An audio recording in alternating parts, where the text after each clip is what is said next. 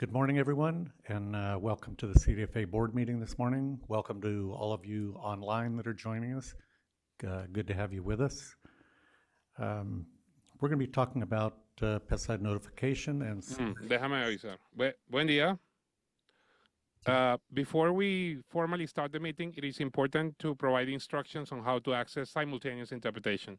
No, definitely we'll do that. We will do it right now. Thank you.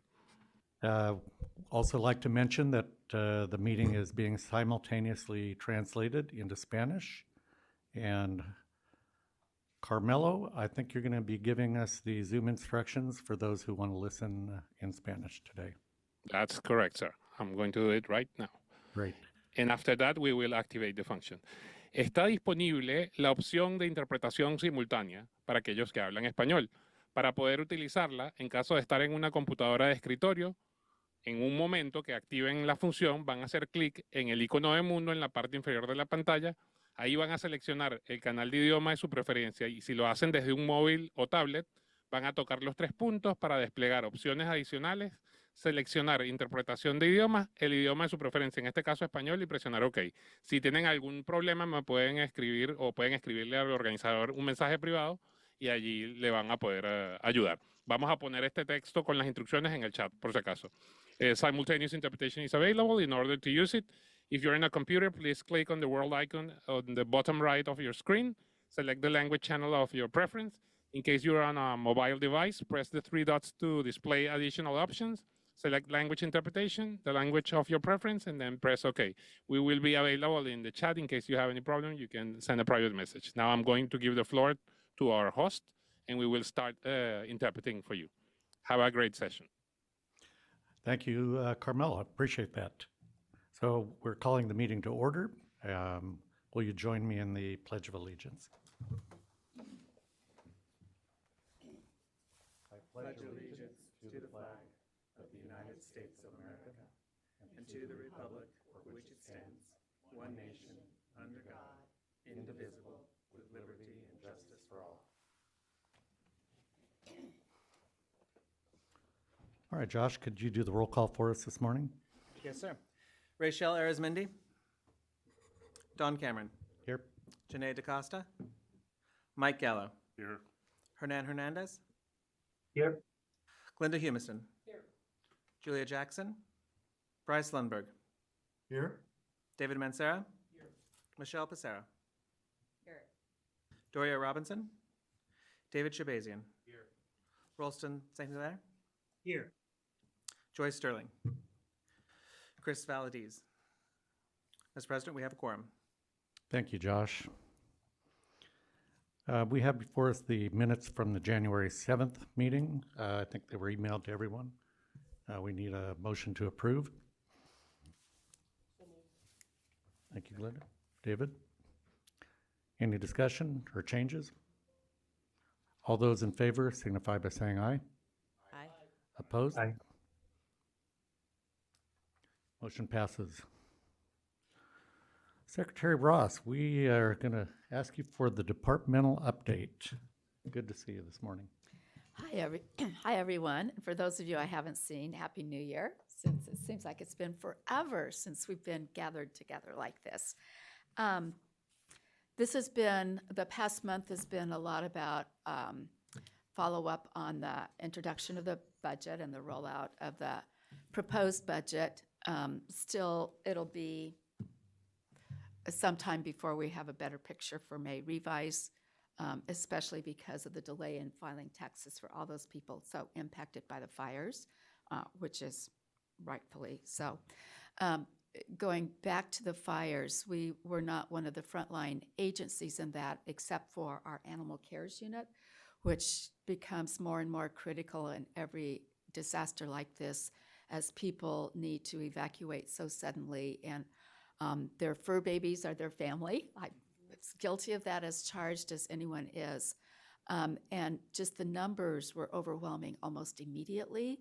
But what was so gratifying is that our system works of having people pre-registered, making sure that there's an orderly system for those who are registered and known that can go in and have been trained to go into these evacuation areas. because the concern has always got to be about human safety in those situations. But then seeing in the subsequent weeks just the numbers of reunifications, and I can't imagine that moment of joy when everything else has gone wrong and you get your dog or your cat or whatever. So the numbers were pretty overwhelming, and our animal cares unit and our emergency response team just did a really great job on that. Obviously, the continuation of the questions about the prices of eggs and avian influenza continues to ramp up because it is just such an extraordinary situation that we're in. Based on the last 3 seasons of avian influenza in California, which is primarily coming from the Pacific Flyway and the many birds that we have as visitors, our pattern has been for late fall and very early winter for the outbreaks in California. And in the Midwest, it's usually starting now and goes through the Easter season because a lot of their flyway is coming out of the Gulf of Mexico or America, whichever you choose. So we are ramping down. We're now on the restocking of almost 30 of the affected properties being safe and cleared to restock. But the Midwest states have been really hard hit. Just in the last 6 weeks, 25 million birds have been lost, and most of those are layers. And so there is a very clear supply and demand. I'm looking at our economist in the group that supply demand really does drive this. But last week, when I was at our National Association of State Departments of Agriculture, Secretary Rollins came to speak to us, and that was the morning that she released the Trump administration's plan, which really is centered around increased biosecurity, including, we do biosecurity audits, but this is providing free assessments of biosecurity. It has reimbursement dollars to those farmers who need to make some repairs or upgrades to meet some of the recommendations of that, as well as for their financial losses. There's also been a pilot program of wildlife assessments, because we know within a poultry house there can be intrusions, but it's very hard to keep every tiny mouse or potentially flies. We're still doing a lot of research on how this is really carried, but doing wildlife assessments is included as part of that. One of the most significant announcements was an additional $100 million for vaccines and therapeutics. Vaccines for dairy would be very, very helpful when we think about trying to manage the viral load and preventing the worst losses of productivity. It's still, I don't want to say questionable, but there's still a lot to be worked out when it comes to vaccination for poultry. It is not a viable option for broilers because they're in those houses for a short period of time. And broilers are a very different supply chain, and there are considerable trade obstacles to be addressed in moving forward on that. But there are more tools available in that regard, and a lot yet to be determined. And it seems that because of the reoccurrence and the fact that it's endemic in the wild bird population, this is a move that has to be figured out as we go forward. And then the last part of their strategy, which is very specific to trying to address the supply-demand issue and try to mitigate the really steep increases in prices we're seeing across the country, is to have temporary increases in imported eggs. I'm waiting for numbers from Dr. Sumner over at UC Davis. The country that's been singled out because of where we have historically been able to get eggs that meet our food safety standards is Turkey. But I will have more information about that, hopefully before the end of today. And then there's a real effort to take a look at, are there unnecessary regulatory hurdles to restocking so that that process can go faster? Obviously, we don't want to restock too soon if we don't have all the sanitation and all those kinds of issues taken care of. But we're all very grateful that this administration and Secretary Rollins from day one has said avian influenza is top priority, and that's what we need to be able to keep these programs going and keeping them effective. There will also be a joint hearing tomorrow by the Senate Ag and the Senate Health Committee on the avian influenza. I will be there to open that session with Dr. Jones and then Dr. Pond from Health and Human Services will be the speaker on the public health issues that are involved. The number of cases in people nationwide is still at 70, primarily farm workers and still very mild symptoms. There are questions about if there's been enough testing to really be able to pinpoint that better, but those are the numbers that we do know. The other thing I wanted to touch on in February was Ag Expo, which great sessions were organized. And Glenda, I know that your office had a lot to do with that, along with the California Emerging Technology Fund. A lot of legislators were there, a lot of speakers on ag tech.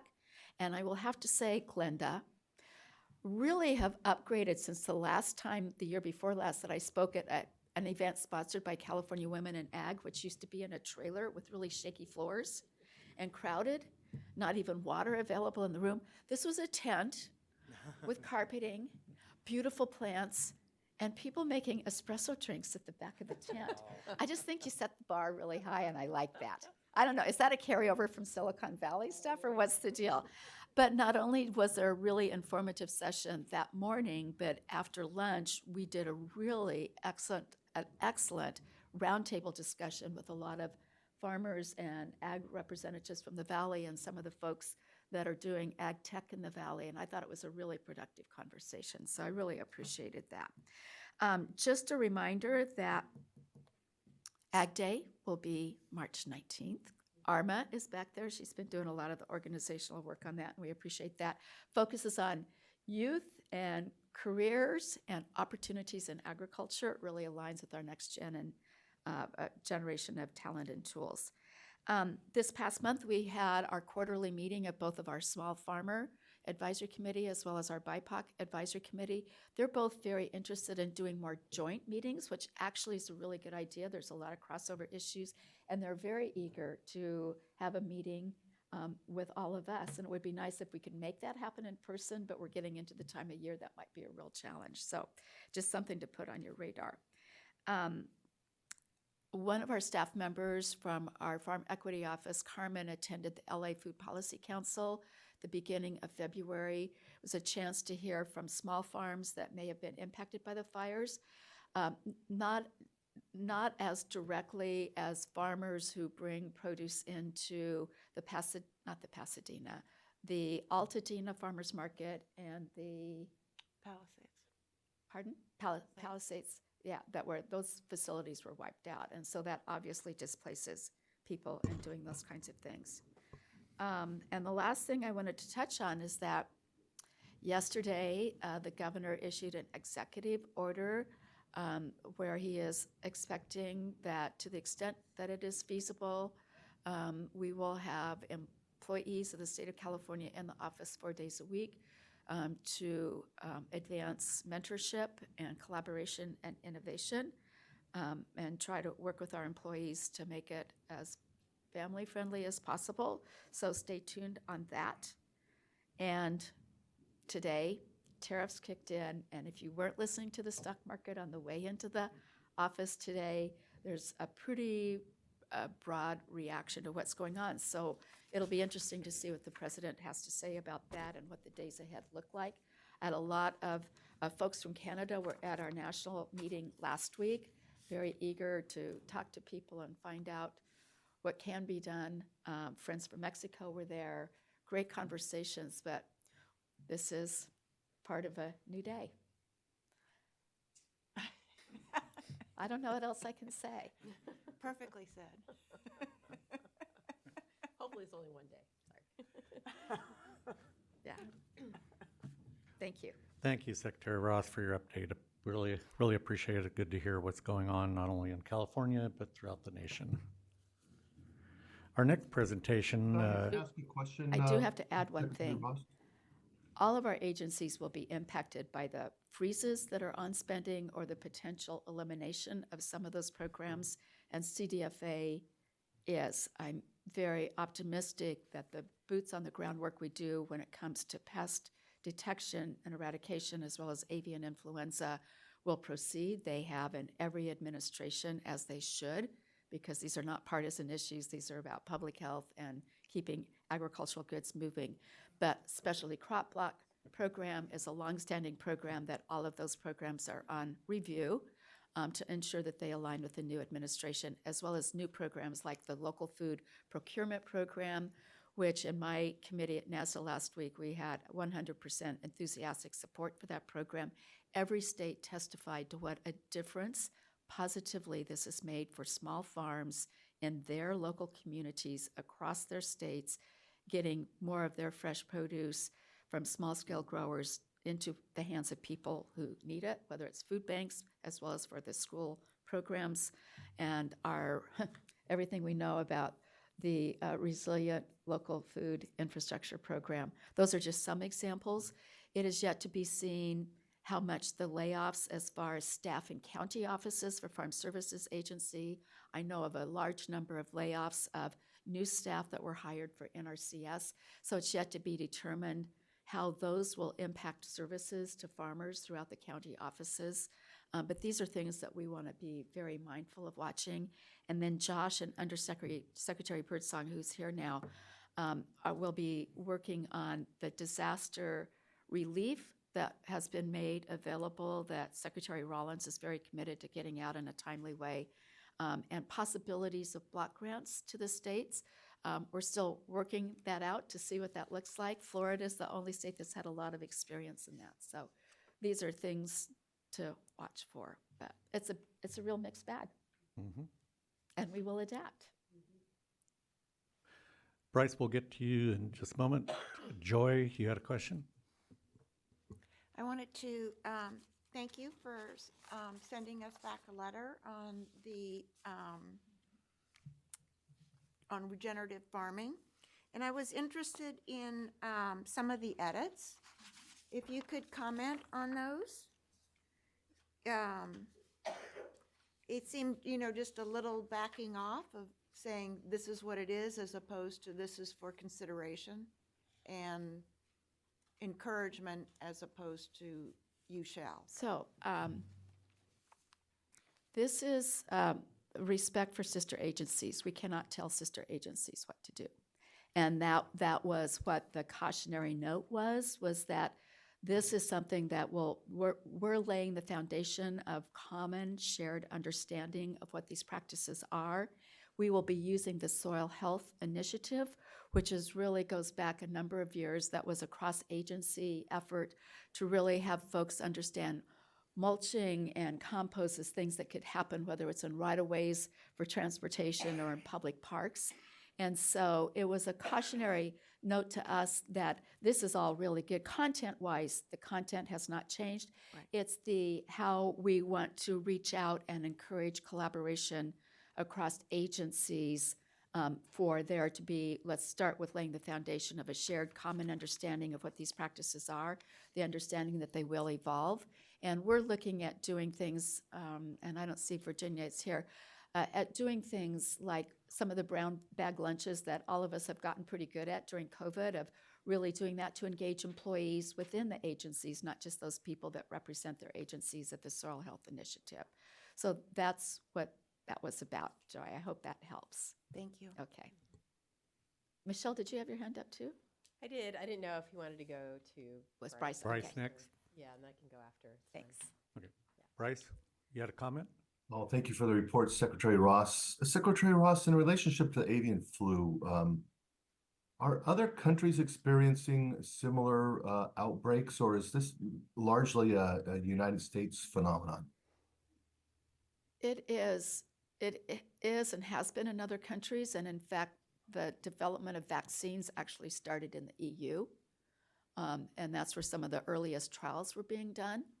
I can't cite you numbers, but we know that others in this hemisphere and the southern hemisphere have been affected by it, and that's part of the conundrum that makes this year so unusual is how it went from one species to another. And the viral load in dairy, I just have to emphasize this over and over again, the viral load in dairy has been a game changer for those farms that are all in rural communities and in proximity. And I think that's the work of vaccines and therapeutics, to try to see if there are other things we can do to decrease that viral load because in the past, we've depended completely on depopulation of the birds themselves as the sole strategy.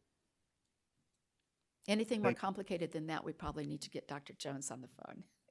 Well, thank you for the update and what a massive impact that has been on so many farms and communities. Thank you for keeping that in. Sure.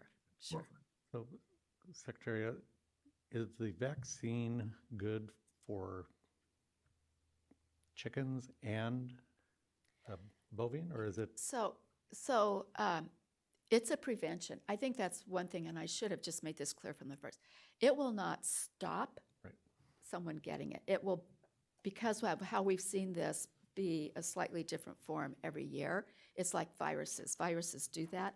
It'll be like the flu vaccine. There's, we take a look at the data, and then they come up with a slightly modified formulation of that. So it'll be a prevention strategy. Successful vaccines really minimize, if you do get it, it's very minimal as opposed to losing 25% of your milk production, as an example. I think the difference, just because it works differently in poultry, and poultry are not as long-lived, there's still a lot of issues to be worked out there. But people, desperate times call for exploring all options. But we have to be very careful about our trade channels and distinguishing. Broilers are it's like a separate thing with its own supply chain, and that's going to be very important. But it will not prevent it from occurring in poultry houses. We're hopeful that maybe it's not as severe. Maybe not. We don't. No. I don't know that we have enough data on that. Thank you.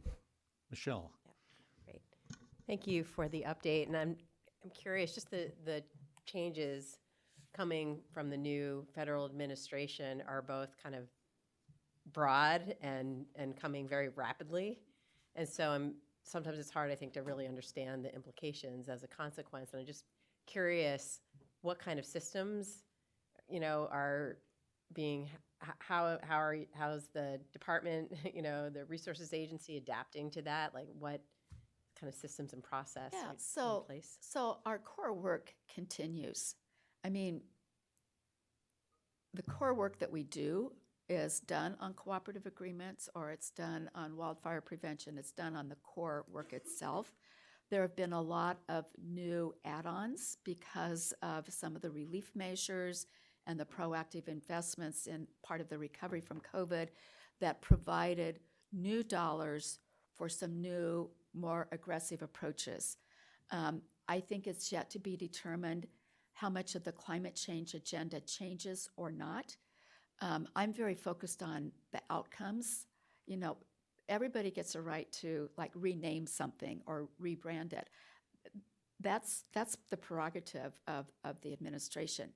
What I care about are the outcomes, and Secretary Rollins is very focused on farmers and ranchers being viable because we have a very uncertain, pretty scary ag economy nationwide right now, and on the rural communities being not being just, she calls them soulless. When we lose viable ag, we lose the soul of a community. And so I think if we continue to stay focused on outcomes that are helping with long-term farm viability, resilience to extreme weather events, and being able to, as part of Make America Healthy Again, really focus on what is the power of local procurement. It's that local economy in that rural area that's also providing access to improve health outcomes for people. I think these are areas that there's huge commonality and opportunity. Now, I'm very concerned about the loss of research dollars because we all know we need new knowledge for the new challenges that we're facing. But I'm built to be optimistic and that we will find a pathway forward, and I'm going to continue that approach. There are no guarantees, but I'm optimistic that that's what America has always been able to do. All right, any other questions for the Secretary? Chris, and it's Hey, so Chris. good to see you, Chris. Good to see you. Good to be back. Secretary, this might be in the weeds and a question most appropriate for Dr. Jones, but has there been information shared on an effect, if any, so I stress if any, on the avian flu vaccine onto cattle, and whether there's any effect, and what, if so, what on like bacteria shedding from cattle? Like, does it have any effect whatsoever? And if so, what would that effect be? There's a lot of trials going on right now. We do not yet have an approved vaccine. We do have a couple that have just recently been approved for poultry because of the work that's happened in other places. So there's work like that, Chris, you should be familiar with this because of E. coli shedding. And so there's a lot of work being done in that regard around the microbiome and do probiotics and all those things work. I don't think we have answers. And so this is part of doing the trial work. There's so many aspects before you approve something, especially for cows and the milk stream and all those things that go with it. But it's a very important question to understand. Yep. And I'm looking at you because we did get the news right before the NASDA meeting last week of what our cut is for the Food Safety Modernization Act work that we do under the produce rule. The California cut is 10%. But there were some states that got 40, 50, and 60% cuts. It's risk-based.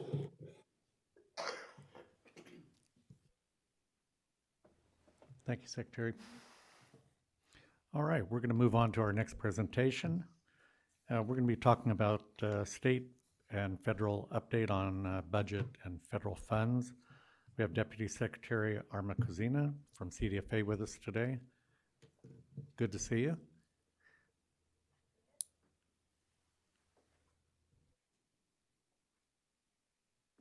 Wonderful. Thank you so much for having me. I'm assuming y'all can hear me. Perfect. I will wait for just a moment to get so that you can look at something prettier than me. So we have, I'm mostly here to talk about the proposed governor's budget that was released on January 10th for fiscal year 25-26. I will give as much federal updates as we have, but for the most part, I think the secretary covered that nicely. There's some uncertainty there. So looking forward to fiscal year 25-26, before we get started, I just wanted to kind of ground us with where we are in the budget process, right? So this is a very long process.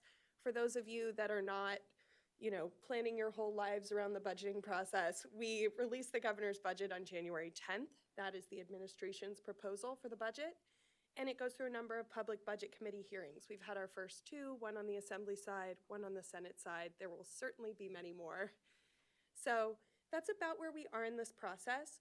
We don't have, May revise is when there will be a revised version of the administration's proposal based on some of the actual tax returns that we get in and much better predictions for the next fiscal year. So we'll look for that in mid-May. There will be more hearings, and then we'll have a final legislative proposal in mid-June to be reconciled with the administration and passed in a final budget act by July 1st. So just some grounding in kind of where we are and how much more we have to go. So this is just the opening salvo, and a lot has already changed since Jan 10. I will take us back to, if you wouldn't mind going to the next slide for me, Josh. I didn't just run a marathon. I'm 6.5 months pregnant, so I'm just going to be a little bit out of breath while we do this. So I'm going to take you back a little bit to the Budget Act of 2024. If you recall from last May Revise, when I was here delivering more somber news, we had an anticipated deficit at that time for this coming fiscal year of $28.4 billion. And to try to close that budget deficit, there were two statewide operational reductions. One was a 7.95% operational reduction for all agencies and departments, and the other one was a vacancy sweep, so a reduction in positions and the associated dollars for any position that was vacant as of a certain date. So the January budget implemented those reductions as well as a few other one-time general fund reductions, and close that gap to achieve an anticipated surplus of $363 million as of Jan 10. Now, some things have changed since January, most notably the fires in Southern California. So just please know that this is like, all of this is caveated with the fact that the budget landscape has changed and there's going to be necessary money needed for recovery from the wildfires. So know that this is all subject to change. But as of Jan 10, the proposed budget included $21.3 million in operational reductions for CDFA. That's $7 million from our general fund and $14.3 million in other funds. That's the budget authority. The programs that were associated with the ongoing avian influenza emergency were protected, so largely those programs within animal health. And so those programs did not see a reduction. We worked incredibly hard to identify efficiency savings and vacant positions for elimination, not just across the board to every division, but looking concerted, like program by program, and seeing where we could make reductions with as little impact to operations and to our stakeholders as humanly possible. And then we also, so those funds that are identified there, the $21.3 million, those are slated for reduction in current year and ongoing. We then also had a further $9.8 million in vacancy reductions associated with 70 positions that are slated for elimination. That position authority goes away this year with the full savings realized in budget year and ongoing. So we're not realizing those savings, the bulk of those savings in current year. And that's $2.7 million on the general fund side and $7.1 million in other fund authority. So that's the not as great news.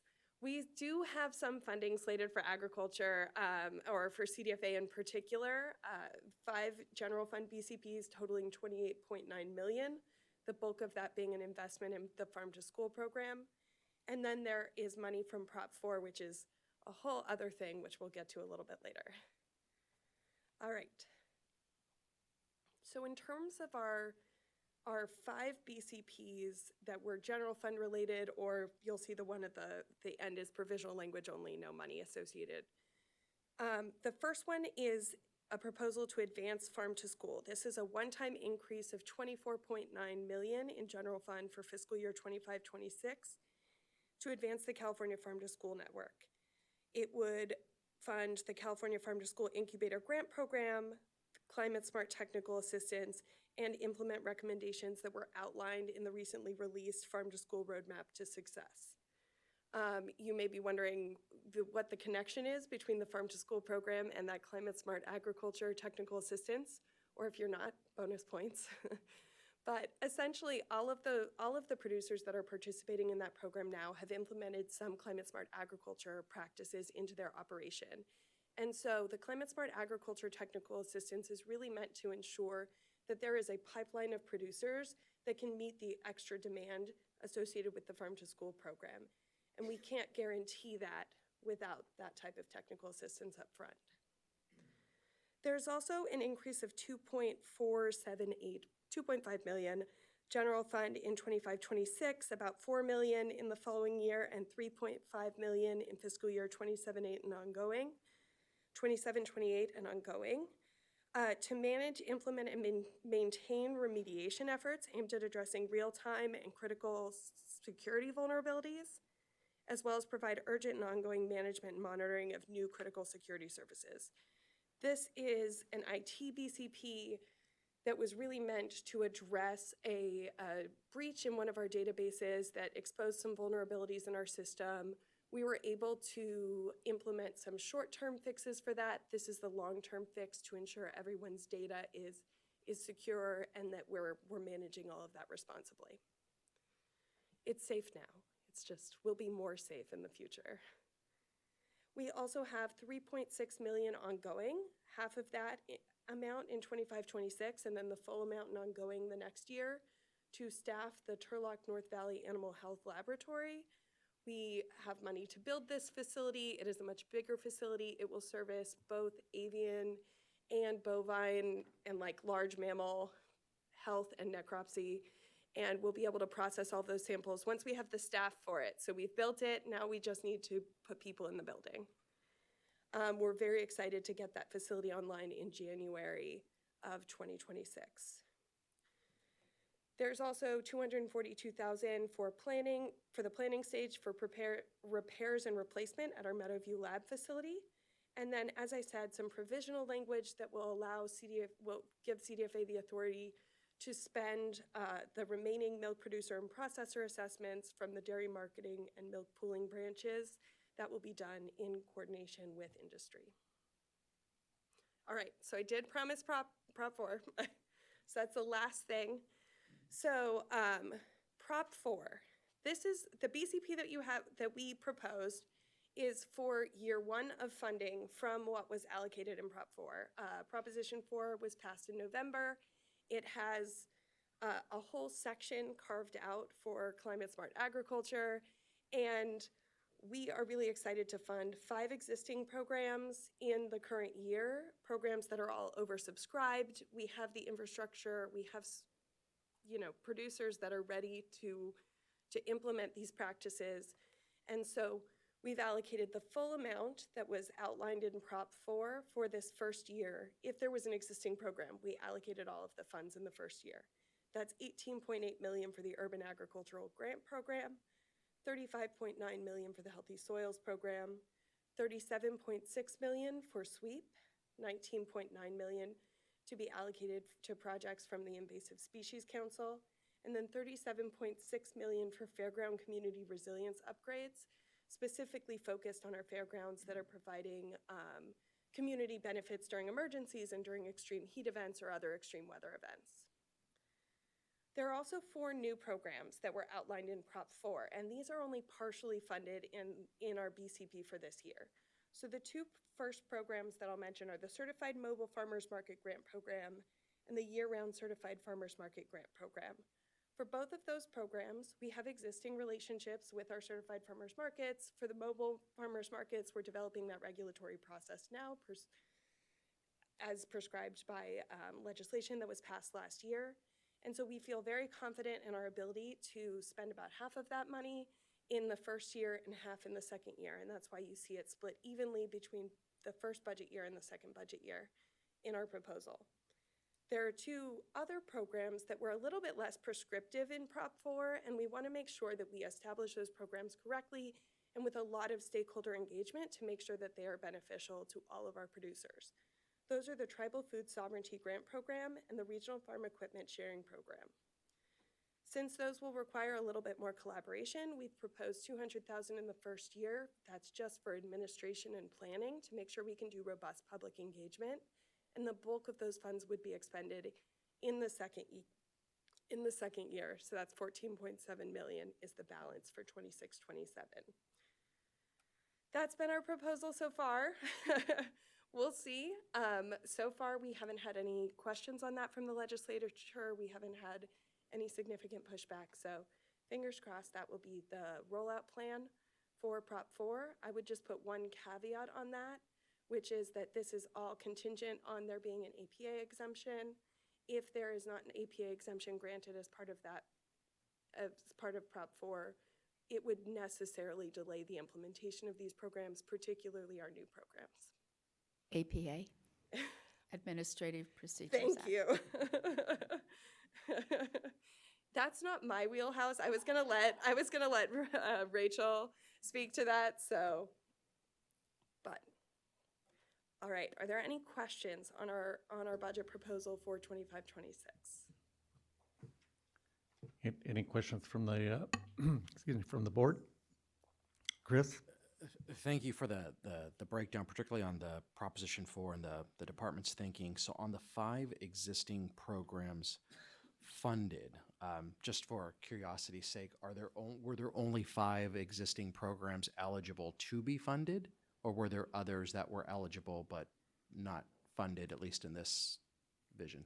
The language was, for our programs in particular, was very prescriptive. And so for the most part that we were, for soil health, for example, the language in the bill said, fund projects related that will improve soil health at this dollar amount. There's only one existing program that can really provide those benefits. And so we wanted to make sure that where there was prescriptive language and where there was an existing program, we matched those up so that we could get the dollars out the door as quickly as possible. We didn't want to reinvent the wheel.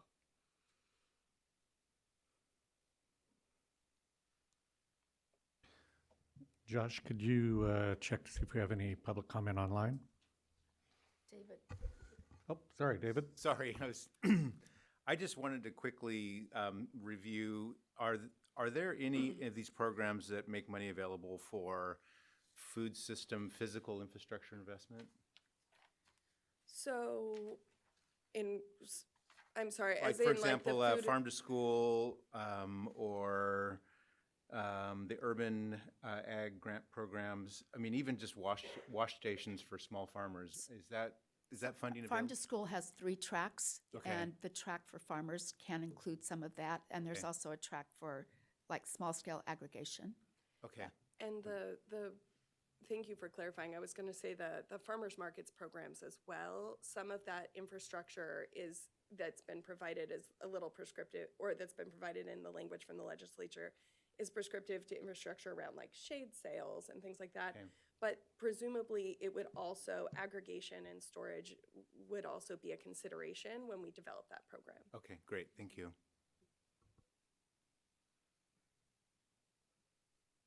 If you'd like to make public comment on this agenda item, please use your hand icon and I can unmute your line.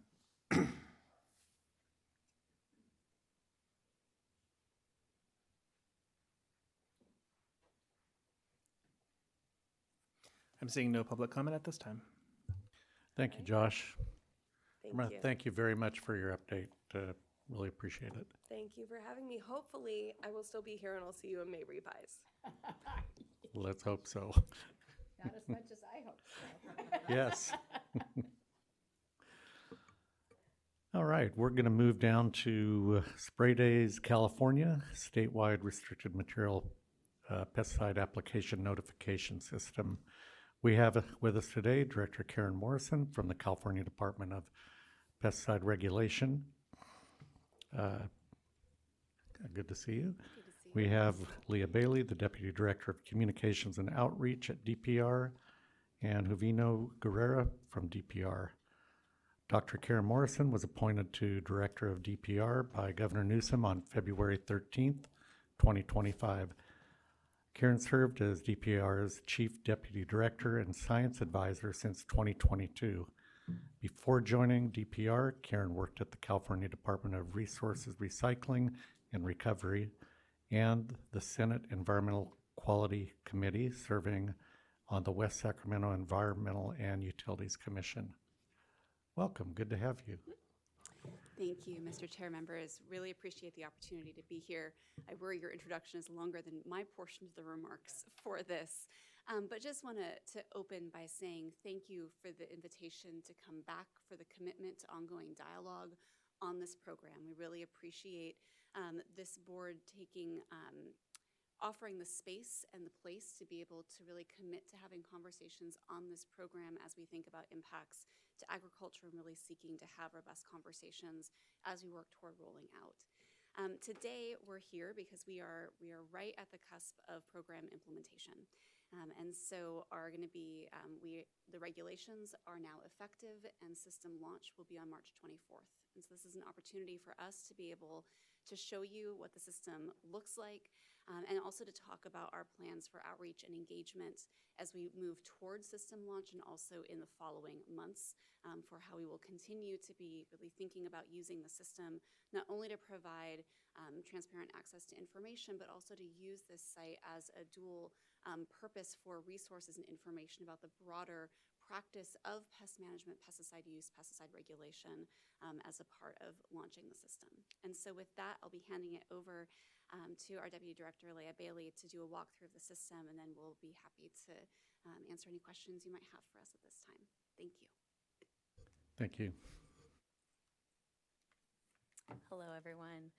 Just give me 1 second to hook up, and I can show you the system.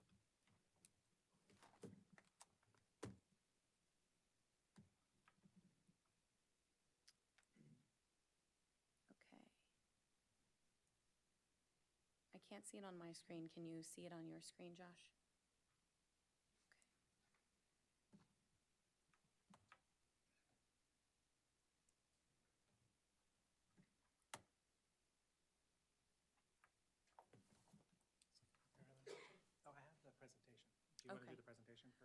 couple slides and then I'll move over, but, okay, great.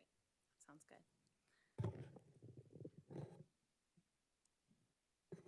Okay, everyone. Well, thanks for your patience. I know Josh is going to share a couple slides. Before we go into the demo, I just wanted to share a few points on the history of this system as a reminder of kind of where we've landed. So we've been developing this system over the last 4 years. We've done extensive public engagement, workshops, hearing, and also a regulatory process. The final regulation, if you move to the next slide, Josh, it became effective February 24th. And that regulation requires an electronic submission of notices of intent so that DPR can access those NOIs and be able to share out the information through the Spray Days platform. This system, as a whole, provides information in advance of California restricted materials used in production agriculture, and it aligns with the timeline that NOIs are already required to be submitted through the restricted material permitting process. So that is 24 hours before all restricted materials and 48 hours before fumigant applications are scheduled to begin. The system is on track to launch March 24th of this year, so later this month. And the final regulation that went into effect earlier this year, it does require DPR to collect annual feedback from this board and to inform a 3-year report after the system is launched. So this is the first time we're previewing the system for you pre-launch, but we will be back again to get public comment on this after the system rolls out on a 1-year period. If you go to the next slide, so this is just an overview of what we're going to look at today. So Spray Days California is the name of the system. It does 2 things. It has a mapping platform on a website and also the ability to sign up to notifications, which I'll show in a minute. And it also provides a lot of context and information about how pesticides are regulated in California. And so we'll show that as part of the demo here today as well. So switching over to the demo, if there's someone that wanted to help me make sure we can see it.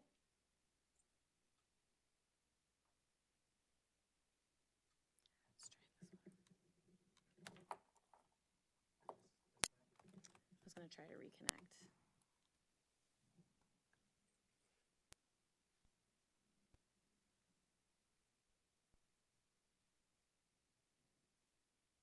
Can you see it? Okay, great. We're live. There it is. Okay, so this is the homepage of the website. We're in final user testing, doing some checking on the technology, but this is very close to the final version that you will see launched to the public later this month.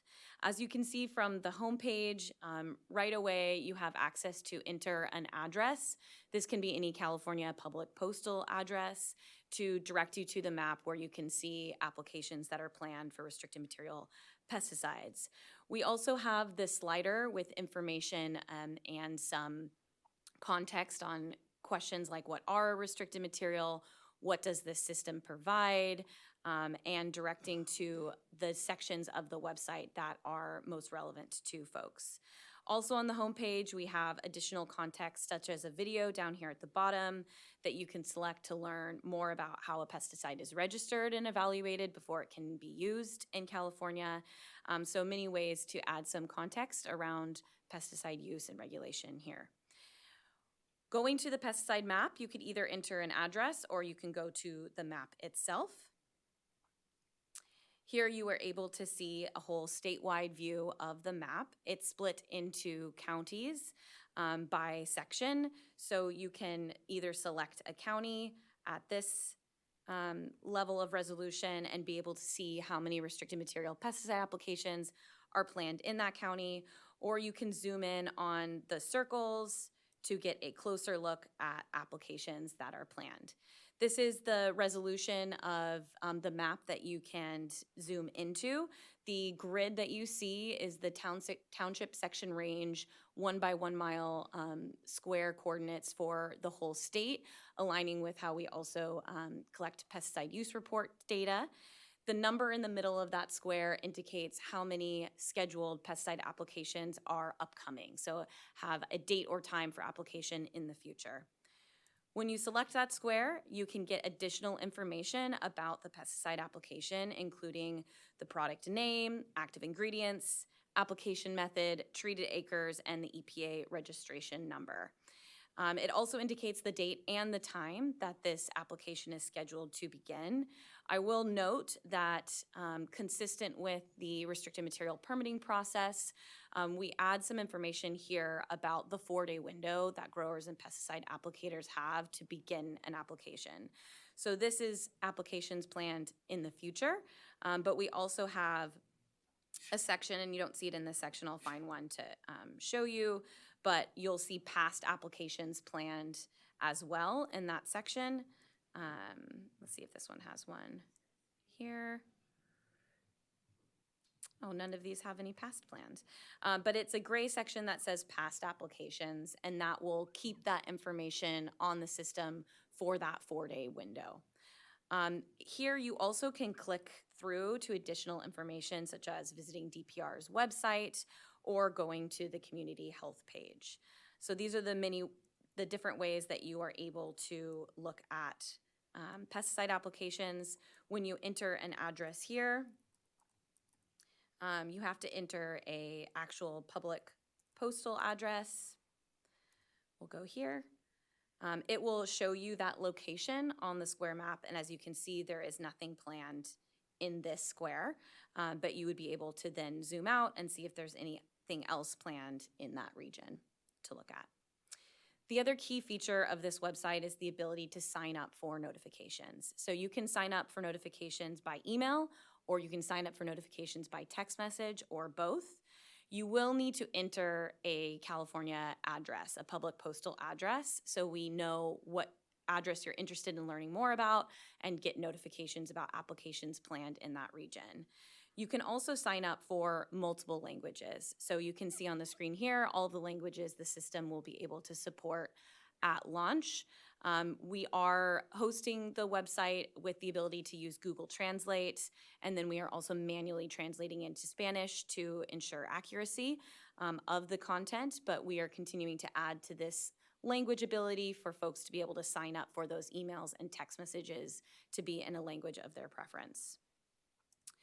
Once you sign in and start receiving those notifications, you will get information in advance of the pesticide application for the 1x1 square mile where your address is located and the adjacent sections.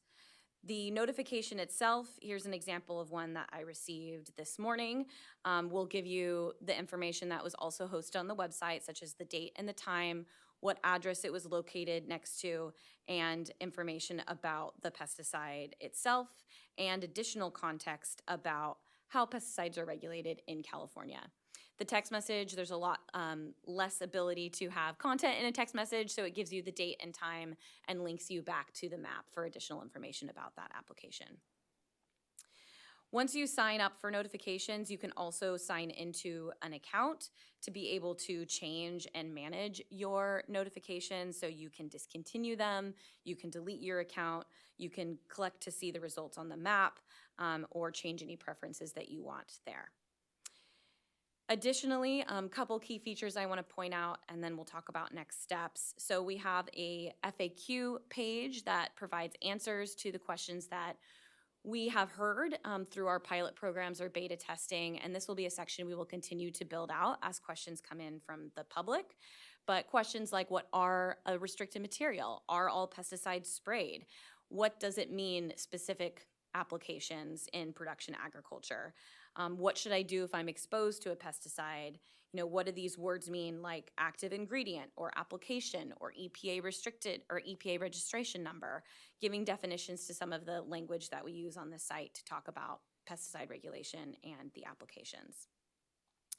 We also have a community health tips page, which right at the top gives you information to resources if you are experiencing an emergency to call 911, if you want first aid advice to call poison control, and then for specific information on health and safety impacts from specific pesticides, directing folks also to the National Pesticide Information Center as a resource.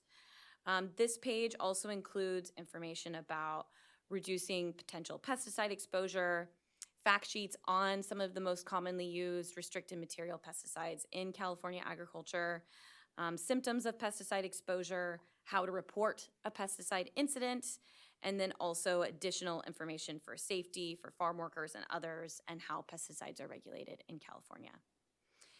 Last but not least, we have a user manual that provides both fact sheets in Spanish and English and videos to help people answer commonly asked questions and be able to navigate the system and sign up for notifications.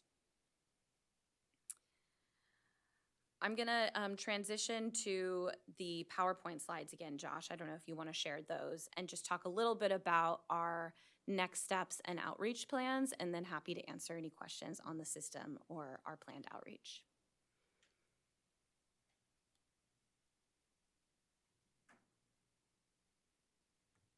Great. If you just wanna go to the next slide.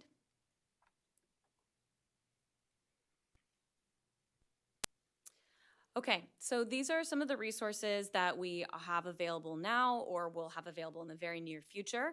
So there is a fact sheet that we developed for growers and for pesticide applicators that are impacted by the regulatory requirement. I saw some copies on the table when we walked in. We also have some copies here today, but that's currently available on our DPR website.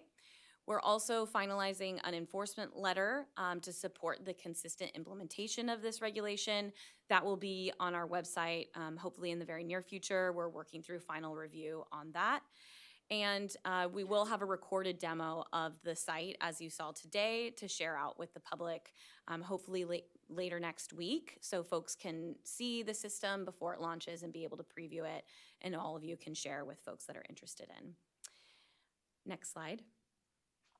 And then we're planning for a launch activities to help provide more information about the system, to generate awareness of the system, and also to put it in context for how it fits in with DPR's work more broadly, and information on how pesticides are regulated in California.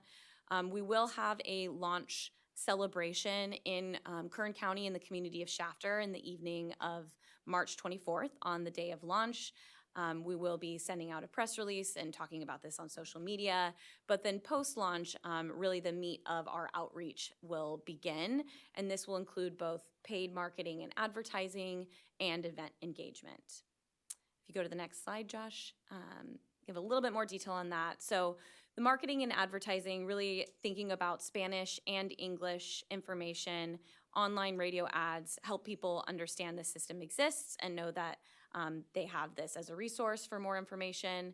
We are also looking at being in communities and being able to, talk directly with people about what the system is, how to use it. We have a marketing partner who will be attending and providing resources at health fairs, county fairs, community events that are already existing. We have a partnership with Univision to help with that as well. And then we at DPR are looking for additional opportunities to engage. And so looking at industry conferences, at community meetings, at other smaller gatherings that we can provide support and information on the system and DPR as a whole. So that's kind of in broad strokes our plan, but happy to answer any questions that the board has about the system at this time. And my colleague Joshua Ogawa is here as well to help support that. All right, thank you, Leah. Joy, you have your hand up. Thank you very much for your presentation. When you're inputting an address to get notification or to search, but mainly for the notifications, can you put in more than one address? Could you say, I want notification for any spraying that's going on anywhere in San Joaquin Valley? You have to enter a specific address, so you wouldn't be able to just put in a county, but you can enter up to 10 addresses to get notifications for those areas of interest. What do you do when you have unverified addresses? So the map itself is supported by Bing Maps. So if it's a public postal address that Bing Maps has the ability to locate, we will be able to use that for a notification. I know we've done some testing on the unverified addresses and are still kind of working through some of those points.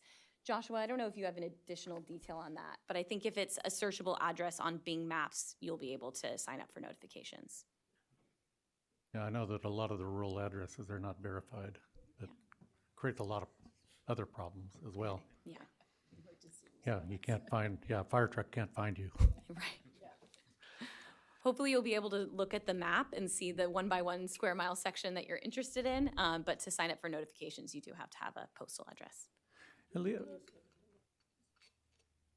I'll get right to you. I have one other question for you. You know, when we spoke earlier about notification, there was the talk about what happens if a application is delayed. Does it take the original one down, or do we get, you know, if it gets delayed for, let's say, 2 weeks, do you get continual notice of intents and continual applications showing for that in that one location? How does that? Multi-part answer to this. So we receive the information concurrently with the county ag commissioner, and that populates spray days. So there are applications that may not occur, they may not get approved, they may get canceled, rescheduled, et cetera. Those will still be on the system for that 4-day window in which an applicator has to begin their application. Then it will disappear from the system. So if the delay is 2 weeks and another NOI is filed, because it would need to be, then it would repopulate spray day system at that time, if that makes sense. So every time an NOI is entered, it would populate the system. Gloria. Just a quick question. I might have missed this, but when you put in an address, how big is the area that you're notified? So it's the township section range coordinates. It's a 1 by 1 mile square. So you get information for anything happening in that square, but then you also will get information by email or text message for any adjacent squares. So, you know, theoretically, if your address is on the corner of one square, you're going to be really interested in maybe applications in an adjacent square and not so much as, you know, on the other side of the square. So that's the kind of the theory around the notification area. Yeah, David, go ahead. Sorry, I'm going to apologize in advance because I'm going to geek out a little bit here, but I wanted to know more about the data itself and how it's archived. So I'm guessing it's one application by crop, right? So if you're growing multiple crops, you're only going to see data for the one crop you're applying for? So NOIs are submitted through CalAg permits, and then we receive information from CalAg permits to populate the system. So we would only receive the information from that NOI if it's a restricted material pesticide for a production agriculture, and that would kind of feed in, but the information is kind of collected and housed at CalAg permits level. Joshua, I don't know if you have a little bit more to add to this. Yeah, just to make sure we fully answer. Okay, thank you. Hi, thank you. I'm Joshua Gao with Department of Pesticide Regulation. So yes, it is crop specific because the permit and the application for restricted material will be limited to the crop that's being applied to. Okay, so if I wanted to get information about the entire farm, and let's say they're just growing 4 crops, how would I do that? So the notification system itself is just restricted to restricted material applications. Okay. So it's only providing that information to on the display of the map of those scheduled applications in the future for restricted material, and not all applications or all other work being done on a farm. Okay. How far back in time can I go to see what's happened on that site? I may believe it'll archive it for the 4 days as far as, so when the NOI is submitted, it populates, there's the map, and then as Leah was showing, there's that, once that planned application time passes, it goes down to that past applications. So for about 4 days, or not about, for that 4-day window where that application could start, that would be in that past applications, and then after that, it's no longer in the system. Okay. Okay. I think I'll go offline with you to ask some of the questions. I'm curious about how you're archiving data and, you know, what's available in terms of activity on a site over time, and then the adjacency of other crop activities, in particular organics. Okay, go ahead. Yeah, it's a really good question, and I think reflective of there's a broader system for how growers are thinking about pesticide applications in general, what's included on the permit, what's included in an NOI for that specific point in time, and then how that gets reported to the commissioner and the department through the pesticide use reports. So this is one component of a much larger system. Okay. The data is, primarily housed and owned under Cal Ag permits with the commissioners. So we're receiving the portion of the data that's necessary to provide information onto the website for the 1 to 2 days in advance of the planned application and the 4 days after. So that's the period under which it would be on our website. Broader information, is included on the permits. Those are all still public records that are available, but those are not part of what's going to be included on the website. And then similarly, records that are submitted through pesticide use report, we will continue to collect that information as we have. So that part of the system's not changing. So it's not a comprehensive inclusion of all on-farm activity. It's just this one sliver. And David, just to go back, because you weren't here at the beginning of all of this, the very specific purpose of this is the plea from surrounding communities to know in advance to make sure if they needed to bring play equipment in or close windows. So we have to be very specific. This has a specific purpose outside of the entire 100% use reporting system that we have in place. I think that's helpful context, yeah. We do have a 100% use reporting here in California already. We're the only state that does that. I just kind of I want to see it spatially. Linda? Yeah, pesticide use report mapping can show that. It's just not advanced information, it's post-application information on our website. So I'm really thrilled to see this getting up and running because we have needed it for a while. But I have a two-part question. The information that's going to be on it is obviously useful for knowing what's going on. Is there going to be some attempt, though, to put some information on there about why pesticides are used and that they are necessary, i.e. the positive aspects of it? Because I didn't see that in your presentation. And related to that, I know that CAPCA and the pest control advisors have outlined some concerns that we'll probably hear about a little bit later. Is there an ongoing effort to deal with those concerns? Yeah, so in terms of why pesticides are used, it is included in some of the context and FAQs on the website.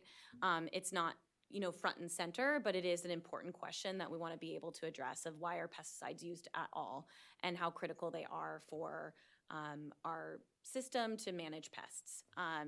So that's the first part of your question.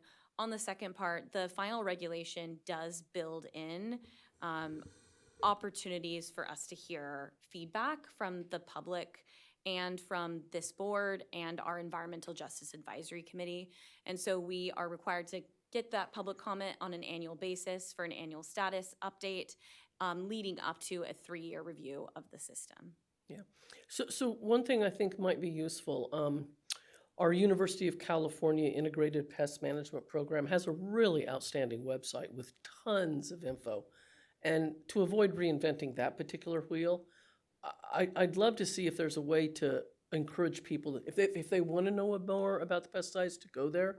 Because we've got a very strong philosophy of the best alternative is no pesticide at all, or the limited amount, or maybe you just very target. I mean, it's a hierarchy. And I think if people understood that and the need for it, it would calm some of the angst that is out there. Because while it's great to give people information, increasing angst levels is not necessarily helpful for any of us or for the communities themselves either. Because it isn't just farmers using these. It's, we're trying to keep fire ants out of schoolyards, for example. So how does that get reported? And are people going to be paying attention to that kind of thing? Thank you, I appreciate that. And definitely looking at places to build out resources for broader education. So I think that's something we can definitely look into. And Leah, I had a question, and that really is pertinent. I mean, in the SPM roadmap, we also dealt with urban, and this is only agriculture. Are there plans to do something similar in the urban areas? That's a great question. And Karen, I don't know if you want to touch on this, but I will note that restricted materials are the only pesticides that we currently have advanced information about. So being able to have advanced information about other pesticide applications occurring would be a very different process that we would have to work through. So right now, we're kind of building on existing systems and permit process to provide that information. But isn't there fumigation going on within communities? Yeah. Do you want to speak to that, Joshua? Yeah. So the system itself is based on the restriction panel's permit and the notification of intent system that applies to agricultural use pesticides right now. So for, like, as you mentioned, structural fumigations, those are exempt from the requiring a permit, and so a notice of intent as well. So as Leah was touching on, that being able to incorporate those in is a lot larger kind of like project to take on.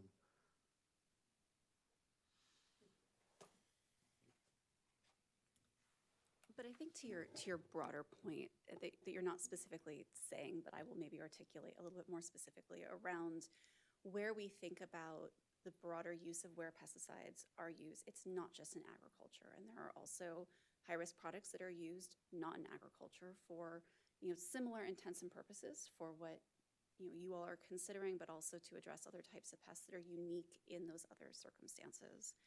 I think at this stage for getting the system up and running, we wanted to minimize disruptions to the process of how the system was created overall, to be able to be kind of timely and efficient in terms of thinking through that. But the questions that you're raising, I think those are things we want to be in conversation with as we're looking at program review. Are there opportunities for that? What does that mean for the broader system of what we're looking at? So I think point very well taken in terms of what that looks like for this system and how that fits into the broader landscape of how we think about pest management and pesticide use. Michelle? Thank you for the presentation. And I think you mentioned a little bit of this during the presentation, but I'm curious what kind of indicators or metrics you might use to as you want to gauge whether it's having the intended impact. Yeah, I'll start, and Karen, if you want to add to this. But as kind of a step back, this is the first of its kind system. So this has not really been done anywhere else before. So it's getting it up and running is really a big step forward, I think, for us. In terms of measuring success, I think that is a really large part of this annual status update as well, is to hear back from you, to hear back from the public, to hear back from our Environmental Justice Advisory Committee, what is working, what is challenging about the system, and how we can continue to refine it over time. Yeah, go ahead, David. Don, I have a question, and thank you for the presentation. My question is really more about the engagement in the community. Have you identified the different organizations that work with farmers that can provide this technical assistance? I'm just thinking about, not just the Spanish-speaking farmer community, but also the Hmong, Southeast Asian communities that may be applying these chemicals and need to report.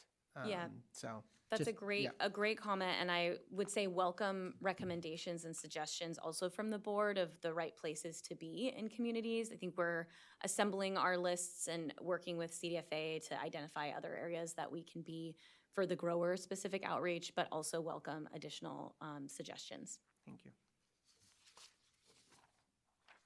Yeah, Joy?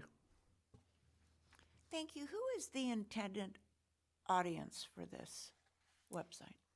Great question. So this really started from community requests for more information about the pesticide use around them. So really our audience here is general public, and general public specifically in agricultural communities. Bryce, your hand's up. Thank you, Don. Thank you for the presentation. Yeah, I believe there's significant interest in this program. I was at a cooperative extension rice meeting in last month, and our county ag commissioner's office made a presentation on spray days. Thought they did a nice job in presenting it, but I think they would have said, and I don't want to misquote them, that this isn't our program. If you have questions, you need to talk to, and they probably gave your phone number or your website. Would that be correct? And would you say that's generally the approach of the county ag commissioner's offices? Well, I know the county ag commissioners are here to talk a little bit later, so maybe a good question for them. But I will say this is a DPR system, and so encourage any questions or comments to come to us. Very good.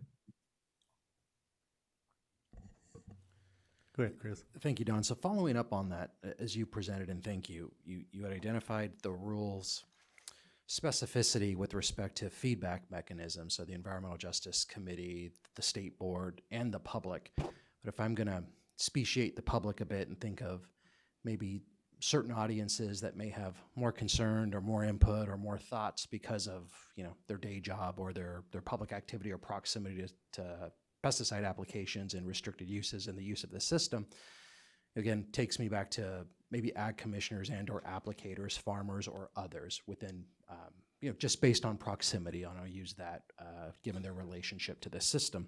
So what would then be the mechanism for them formally as the rule envisioned and as now you're implementing for feedback? Is that within this public lane? Is that take the vision of a forum? Like what is that specifically? Because again, as I've interpreting what you've presented, there is dedicated lanes here. State Board, here's one. Environmental Justice Committee, they will have a formal mechanism too, but the public is, again, intended to catch on. I'm not saying that's not appropriate, it's appropriate, but if I'm speciating that a little bit and attempting to foresee weight over those who are providing input, particularly due to execution, impact, opportunities, or concerns, how does the department envisioning formally or not taking that mechanism into account? What does that look like? Thank you for that. And Karen, I don't know if you want to speak to this a little bit. I'll hand it to you. Yeah, so a couple of pieces with that. I think mechanism-wise, we're looking at opportunities for feedback built into the site itself, kind of initial user reactions as they're going through, which I think is useful both for as thinking about kind of access, usability of the site, as well as allowing for us to make sort of small changes as necessary depending on feedback we're getting through there. I also, we're anticipating public comment period. We will likely have some sort of public meeting that we are hosting to be able to seek feedback. Again, we'll work through details as we get closer to that point next year, but looking for kind of having some of those more formal places.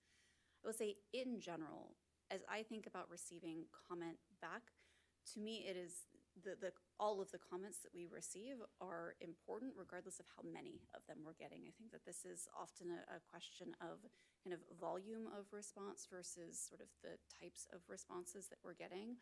All of those are meaningful and important, and we consider that as a part of our work in general. I think the other point that I would maybe take out of the way you were asking the question is in us thinking about where are we making sure that we're seeking feedback from a range of different individuals who may be impacted or interested in the system, and looking at making sure we're setting up ways for those folks to be able to know they have opportunities to provide that feedback who may be outside of the board lane or the Environmental Justice Advisory Committee lane. And so that's, I think, useful for us to be thinking about how we set that up as we move forward with the program. Anybody else? Go ahead. Thank you so much. Leah, thanks again for a great presentation. I wanted to think about kind of the opportunity that we have that Spray Days presents through the marketing and advertising point of this. We're definitely out there promoting, here's how you can find information about the regulations and spray that is occurring on farms, but it's also an opportunity to talk about what differentiates California produce, California farm products from other states and other things. It's because of that regulatory network that exists, and Spray Days is part of that. So is there a potential to integrate, Buy California, farm to school programs in terms of educating the consumers of why choosing California produce when you're going to a supermarket and are going to pick out produce to kind of to basically say, look, this is a higher standard because of all of this network that we have as part of the outreach and marketing and advertising that is launching this campaign, and as well as the community involvement. I appreciate that suggestion. I think in general, trying to make sure when we do outreach and communication, especially in the events, that we have an opportunity for deeper, broader conversations about, pesticide use, pesticide regulation, why pesticides are used, kind of all of the scope of different information. If there's something specific you'd like us to have as a handout to help support that, we're also open to that suggestion. We'd love to work with you on that and to think that through so that it's an appropriate balance. But we are part now with a federal administration that's very focused on healthier eating, as we are in California. We're doing a lot of things on that. And there's got to be a way of not scaring people away because there are certain times of the year, certain reports come out with insinuating claims about produce and what's used on it. So I just think it's something that we all want to be mindful of because if we have these standards, it's very safe, it's very high quality, and we want to make sure we're not doing something that could be contradictory to improve nutritious eating for healthier outcomes. Yeah, that's it. To appropriately balance that, but we'd love to be a part of thinking that through. Thanks, Carrie. Do we have any additional questions from the board? And the board that is online? Anything, any comments, questions? Ralston, I think you have your hand up. Yes, Mr. Chair. First of all, I'm really happy to see this tool being deployed. So as a relative neophyte to the board, that's a really great tool, I can say, from folks that are wanting to see more online information or information where they receive notifications or ask for notifications. So my question is, as we look to improving the site, the current tool that's out there, is there a thought to looking at including other information or engaging other agencies, such as putting in weather data, for example? I know as people look to assess pesticide risks, they wonder about what's the wind speed and what are the prevailing environmental conditions. I'm not saying that DPR has to develop this, but that information may be out there. And was there a thought to sort of having a tool or an icon to link that information to other existing data sites that could then provide a little bit additional color to the risks that may be associated with using those restricted pesticides? Thanks, Ralston. I appreciate the suggestion. We will likely launch with the system that you've seen today, given the timeline, but definitely open to, and I think have mechanism built in for this type of useful ideas and feedback as we think about next steps. So I appreciate it. Thank you.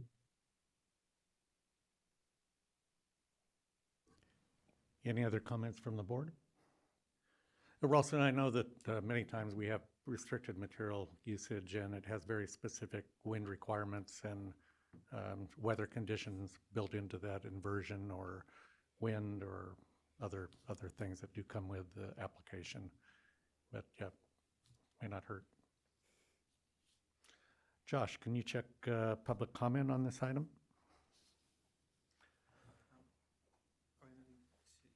Sorry.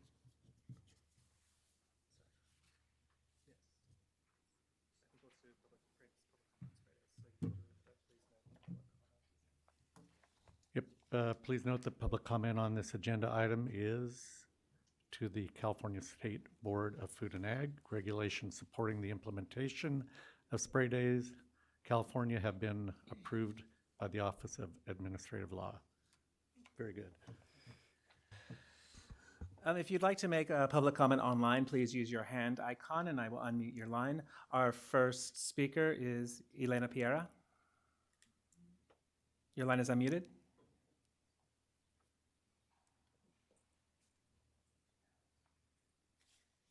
Elena, your line is muted on your end.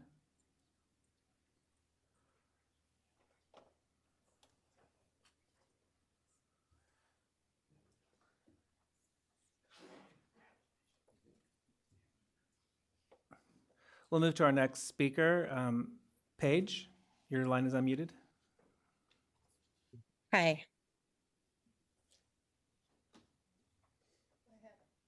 Hi, can you hear me? Yes, we can. Okay, great. I just want to bring up the fact that I think that at this day and age, I think we're all aware of pesticides and how they have a significant harmful effect on soil, water, and human health. It disrupts soil microorganisms, like pesticides kill beneficial microbes, fungi, bacteria, reducing soil fertility and biodiversity. It also, chemical pesticides can break down organic matter, affecting soil structure and nutrient availability. It also leads to soil erosion and decreasing microbial activity and organic contact. Also, not to mention just our groundwater contamination. Pesticides leach into the groundwater, contaminating drinking water supplies, and the surface water pollution of the runoff of pesticides into our fields, carrying into our rivers, lakes, oceans, and harming aquatic life. And so my question would be, knowing that these harmful effects of pesticides, and we're going to be notifying the public of when these pesticides are being sprayed, closing a window is not going to protect people from cancer and from their drinking waters and from destroying our soils. So I would highly suggest of a system being implemented where we can also maybe educate these people that are spraying on alternative resources. There are pesticide things that we can do, like beneficial insects, like a biological pest control of introducing ladybugs or parasitic wasps or predatory nematoids that go into the soils, or companion plantings like marigolds or basils, onions, natural pesticides like neem oil, garlic, and chili spray, or diatomaceous earth. Like, where are we going to be educating the people that are spraying that there's alternative natural things that can help and benefit the soil, the water, and human health? And also, what are we doing to educate the public about the dangers of these pesticides, and not just the short-term effect on humans, but also on our waterways and our soils?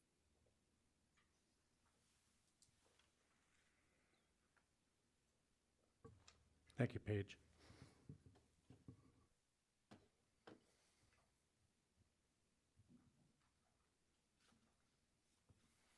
Our next speaker is Vanessa. Vanessa, your line is unmuted. Good morning, good afternoon. My name is Vanessa Forsyth, and I am a school nurse and working with California pesticide reform. My concern is, again, what information will be included in terms of integrated pest management and alternatives to pesticides. I heard some questions and responses that make me query, is the intent also to indicate what are the benefits of pesticides as an advertisement in this tool? I really have concerns that the tool not be used for that. And in considering too, 4 days of notification in a schoolyard means those kids can't be outside to play. And as was mentioned by Mr. St. Pierre, especially around fumigants, is the issue of, spray and wind and where the fumigants go that might not be included in the reports. So I think as much information as we can provide to the public about what's being used and what the harms are, it is significant. And understanding seasonal applications, all this is information that should be presented to the public and the workers. And many of the workers, again, their children are in schools exposed for so long because, that's where they live in these communities. So just addressing that concern and query, it's not going to be used as an advertisement for pesticides because, the question of safety is a big issue and long-term impacts. Thank you, Vanessa.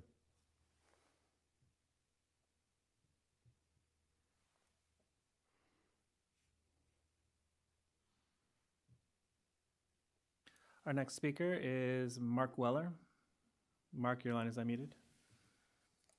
Thank you. Mark Weller from Santa Cruz, Californians for Pesticide Reform. And first, I do agree with the previous two speakers. And I also want to say this was an excellent presentation, and this is a first in the world system to help the public. And I'm just kind of amazed at how effective I think it's going to be in helping the public understand pesticide use and take precautions. So I want to thank DPR for its incredible work, and thank you CDFA for having this opportunity to get a preview, and can't wait for March 24th. Thank you very much. Thank you, Mark.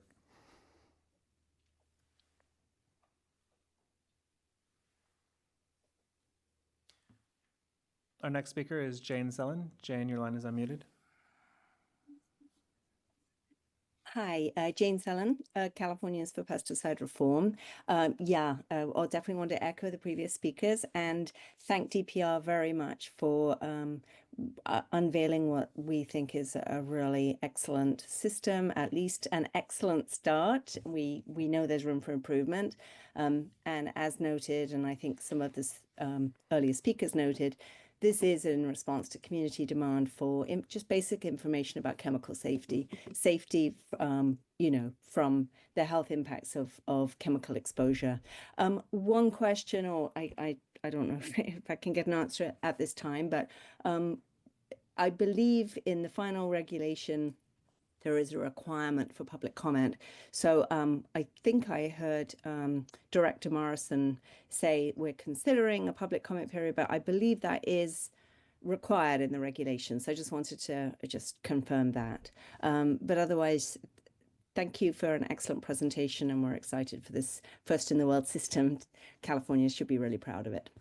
Perfect. And thank you, Jane. And yes, we just had confirmation from our DPR colleagues that would occur. Thank you.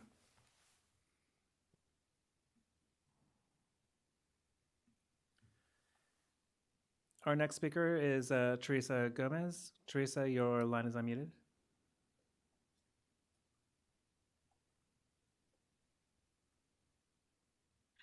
Sí, buenos días. ¿Sí me escuchan? Sí, un momento, ¿Sí me por favor. escuchan? We'll have to, yes. ¿Sí me escuchan? Sí. Buenos días, mi nombre es Teresa Gómez. Yo me encuentro acá en el Condado de Ventura, soy organizadora con Californianos para la Reforma de Pesticidas. Estoy de acuerdo con mis otros colegas que compartieron hace un momento. Como trabajadora del campo agrícola, estoy preocupada de ver cómo se va a ver este lanzamiento de este programa, qué tan efectivo va a ser para nuestra comunidad.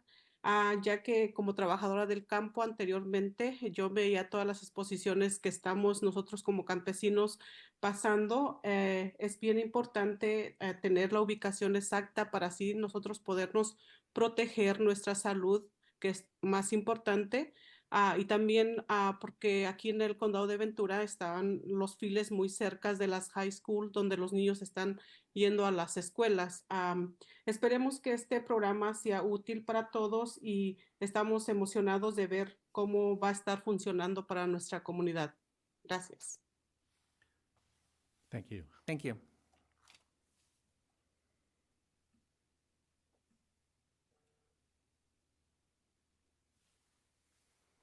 Our next speaker is Yaneli Martinez. My apologies. Your line is unmuted. Thank you very much. No worries. Yaneli Martinez with SafeX Safe Schools and Californians for Pesticide Reform. I'm from the community of Greenfields right here in Monterey County. And first of all, I would like to thank CDFA for this space to be able to comment on what DPR just presented. And I would echo what many of the speakers have said before me. I'm really surprised too with the presentation itself. It's really straightforward, and as a daughter of farm workers and having my mother passed away from dementia that she developed at the early age of 56. This is, I feel like, a step forward, and I know that she would be proud that this is happening to our Latino indigenous communities, and many others would say the same thing. It's a program that the people fought for, and it's here.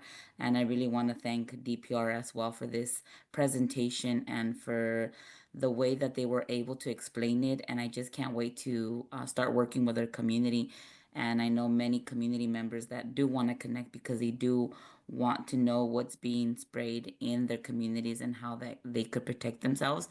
But I feel that, again, this is just moving forward and there's still other missing pieces that will come after this. But again, I really just want to thank DPR for the presentation itself, and once again, CDFA for allowing us to comment on this. So thank you. Thank you. I'm seeing no further online comment at this time. All right. Thank you all for the presentation. Karen, it was great to, oh, hang on a minute. We do have another hand raised for public comment. Hanjar Garcia, your line is unmuted.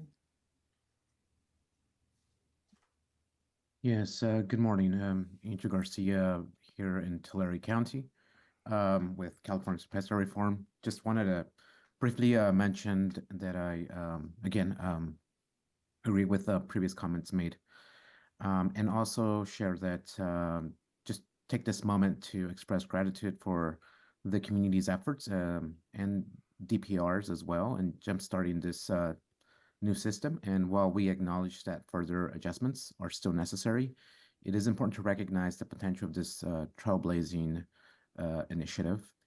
The system will play a crucial role in helping individuals access information and address their concerns, and ultimately empower them to exercise their right to know. So we look forward to this continued to the implementation of the system, and look forward to the positive impact it will have in bringing transparency to Californians. Thank you. Thank you. Seeing no further public comment. So thanks again for all of you coming today. Appreciate the presentation. We look forward to the 24th when you kick it off. So thanks again. Do you want to see if there's Oh, is there any public comment here in our room today? If any of you would like to do public comment on this agenda item, come forward and we'll recognize you at that time. Nope. All right. We're going to move forward with the panel discussion on spray days. We have Lindsay Carter, California Ag Commissioners and Sealers Association, CACASA. And we have Ruth Ann Anderson from the California Association of Pest Control Advisors, CAPCA. Lindsay Carter is the Executive Director of CACASA, a voluntary organization comprised of county ag commissioners and county sealers of weights and measures from California's 58 counties. CACASA provides the venue for collaborating opportunities to address matters of statewide significance that affect California's agricultural production, its natural resources, marketing, food safety, equity, and public comment as it relates to our environment. Ruth Ann Anderson is the President and CEO of CAPCA, the California Association of Pest Control Advisors. CAPCA's purpose is to serve as the leader in the evolution of pest management industry through the communication of reliable information. Good to have both of you here.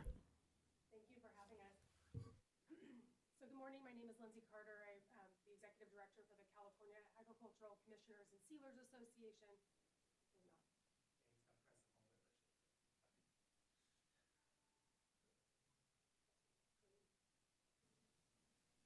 There we go. Okay. I'm Lindsay Carter, Executive Director of the California Agricultural Commissioners and Sealers Association. And on behalf of our 55 agricultural commissioners, it's a pleasure to address you all today on our involvement with this spray days pesticide notification system. We've been involved since the inception of this system. In the very early stages, we voluntarily managed, and organized 4 pilot programs. Those were held in Santa Cruz, Stanislaus, Riverside, and Ventura counties. Each of those pilot programs were different in size, scope, and method of notification. We took all of that data that was gathered in that firsthand experience of managing those various systems and provided that to the department to be able to help shape their statewide system. Once their statewide system was up and running and ready to be in a testing phase, we moved forward with operating a beta program in Tulare County to be able to test and run the system and to be able to not only work with real-time data and actual notices of intent, but to also work with growers in the community and being able to test the potential scenarios and how the notification system would work. We then worked alongside the department to provide feedback on how that operated on a daily basis, as well as provided the usage and statistics of that program to the department. Throughout the entire development of this system, we have worked collaboratively with the department's IT staff to make sure that our CalAg permit system integrated and provided the technical information needed to integrate with the notification system, making enhancements to our project to be able to accompany the all electronic reporting for the notices of intent and make sure that there was a seamless data transfer throughout the process. We've also participated in the public hearings and public comment periods, and we do have 2 main concerns that still remain with the system, both of which we commented on in the public process, as well as have continued to work extensively with the department to address. One of those concerns is the electronic reporting and having 100% submittal of the notices of intent. And mainly our concern centers around the unreliable broadband internet in our rural areas, an area that we are actively working on with the department and those counties to be able to address that to support growers in submitting the notices of intent within the time allotted and making sure that we comply with that regulation. Additionally, our other concern, we've talked about it a little bit earlier today, is really the potential for confusion or misunderstanding of what this system does or doesn't do. So, it's important to note that what this system does is it's a public notification for California restricted materials. That means that not all applications happening in a county are going to be noticed in the spray day system. And then further, all applications in the all the notices that are in the spray day system may not actually occur in the actual field, because the notice of intent simply is that. It's a notice that there is an intent to be an application, but a myriad of factors could go through, including weather, environmental, applicator availability, what have you, that could make an actual application not occur or occur at a different time. And so what we've been doing is gearing up our staff to be able to respond to the questions and concerns that may come from the community, to talk about applications that they may see occurring that aren't referenced in the notification system, or to understand the difference between a restricted material application and a non-restricted material application, and really being able to address that misinformation that may be out there and just as a misunderstanding of what it is and isn't. I would be remiss if I didn't talk about, our pesticide use enforcement program as a whole. Regardless of whether a pesticide notification program is in place or not, we have over 500 inspectors in the field every single day in our pesticide use enforcement program. Those inspectors are doing over 33,000 inspections annually of all of our different materials that are happening, whether that's ag, non-agricultural, structural, pest control business, what have you. We have one of the most, if not the most, comprehensive and robust pesticide use enforcement program in the nation, if not the world. We are very proud about that, and we work every day to protect our communities and to protect the safety and integrity of our applicators, as well as our inspectors and county staff in the field. And so that happens regardless of whether this notification system is in place or not. All this does is provide a window into a certain set of applications that are happening for those interested in their community. We are committed to working with the department through the entire deployment of this system and being able to ensure that we can address any hiccups or potential pitfalls that arise. As we all know, with the deployment of any technical system, especially on this broad scope, there's bound to be a hiccup or two. We have implemented feedback loops within the department so that we can respond on a timely basis, as well as having procedures in place to be able to assist technically to alleviate any of those potential problems that happen on an efficient and swift action. And so we have, those mechanisms in place that we can address those, as they arise.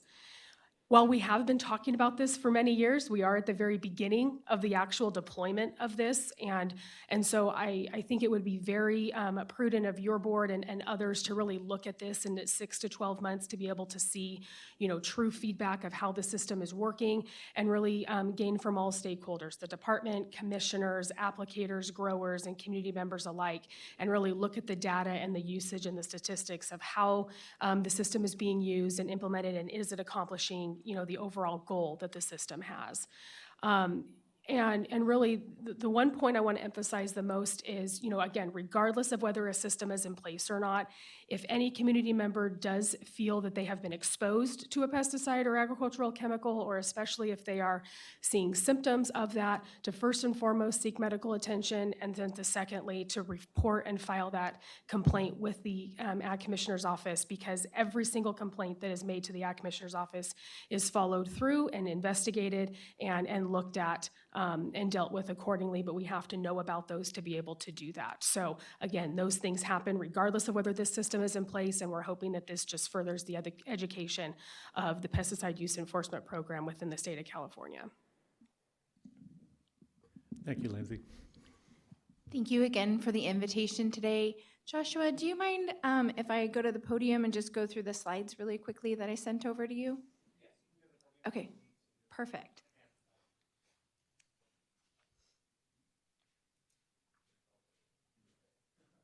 That's okay. So I just kind of wanted to set the table really quickly. Thank you again for the invitation.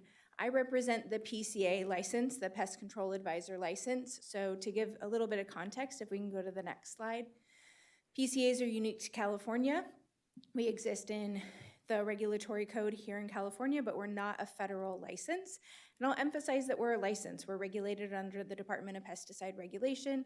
We have 40 hours of continuing education along with a license exam that needs to be passed. And that license is maintained, again, under DPR through continuing education that is vetted and approved by the department. PCAs operate outside of agriculture. We see them in urban spaces, turf and ornamental, nurseries, etc. But for the purpose of this conversation, we'll just talk about our PCAs who are working in agriculture. Next slide, please. So for us, PCAs practice IPM, or as we kind of move down the SPM roadmap, SPM here in the state of California, they're trusted advisors to your growers, your CDFA growers, and really your kind of market.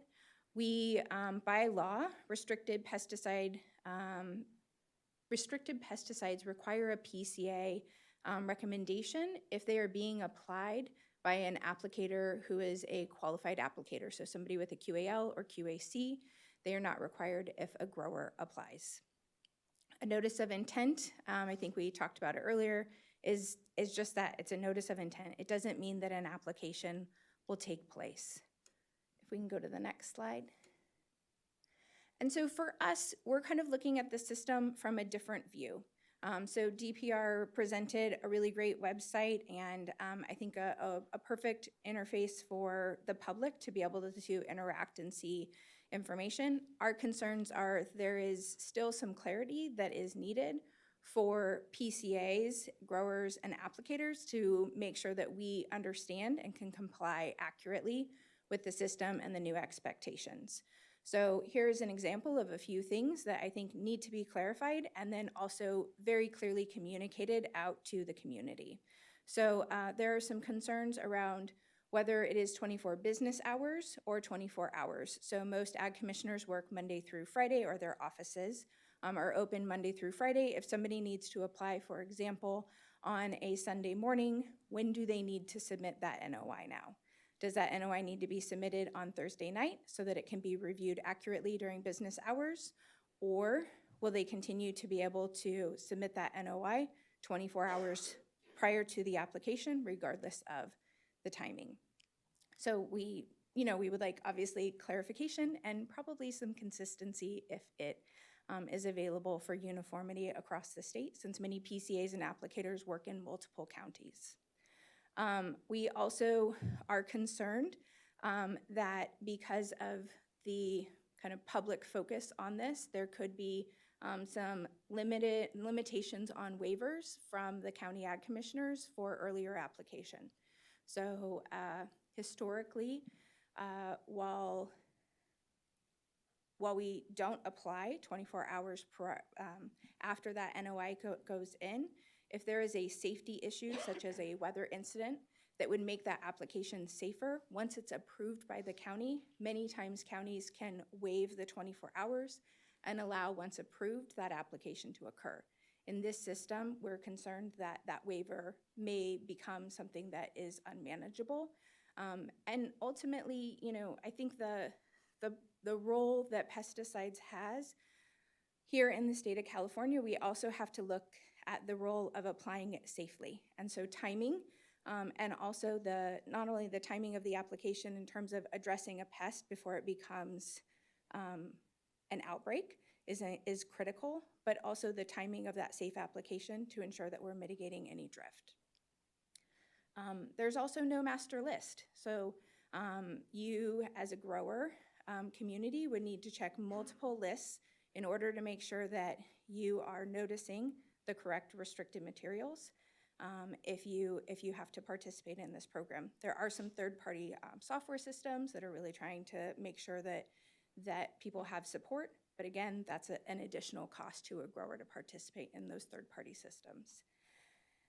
And then just, I think it was touched on a little bit earlier by Lindsay on the rural community side, but electronic submission being required, not only internet access, but also computer literacy comes into effect in terms of shifting this access. So my final slide, Josh. So really, our outstanding concerns, and I think I'll just go through them quickly because I think they've been covered well, but right to know versus a public safety or warning system is really critical in this discussion. I think that everyone needs to kind of know what they're getting or what they can expect. Again, this won't be all pesticide applications. There is some concern that people will correlate any application that they see to being noticed in the system. And our concern is that, not only the commissioners will have a lot more calls, but the department will have more calls because there's not a clear line that a restricted material is being applied versus a traditional material. An NOI doesn't mean that an application will occur. So I learned this week when I was getting ready for my presentation here. If a commissioner denies the application, it will still go into spray days and look as if there is an NOI that's active in the system. If, like we talked about earlier, if there's a safety issue, or perhaps maybe the grower decides that they're going to wait a few extra days, there would be a repeat NOI. It doesn't mean that there's another application that occurs. It just means that there's another notice of intent. And so I think when you look at the volume of NOIs versus the actual applications, there's potentially some disconnect in the numbers. And again, how do you parse that down to the general public, as well as discussions like this to make sure that we're not feeling as if there's more applications that are being made here in the state, but we're actually taking more calculated, thoughtful approach to pesticides and making sure that we can apply when it's best to apply. And then, I think on the kind of just add it to the list, there's always been concerns around the privacy of applications. So growers, applicators, having people walk onto the property or be approached during an application, maintaining that safety. And I think, again, for us, you guys saw a great presentation today. And I think where we're looking for more information is we haven't yet seen information or some specific resources that will help growers, PCAs, applicators ensure that the information that's going into the system and their compliance is bridged in as well.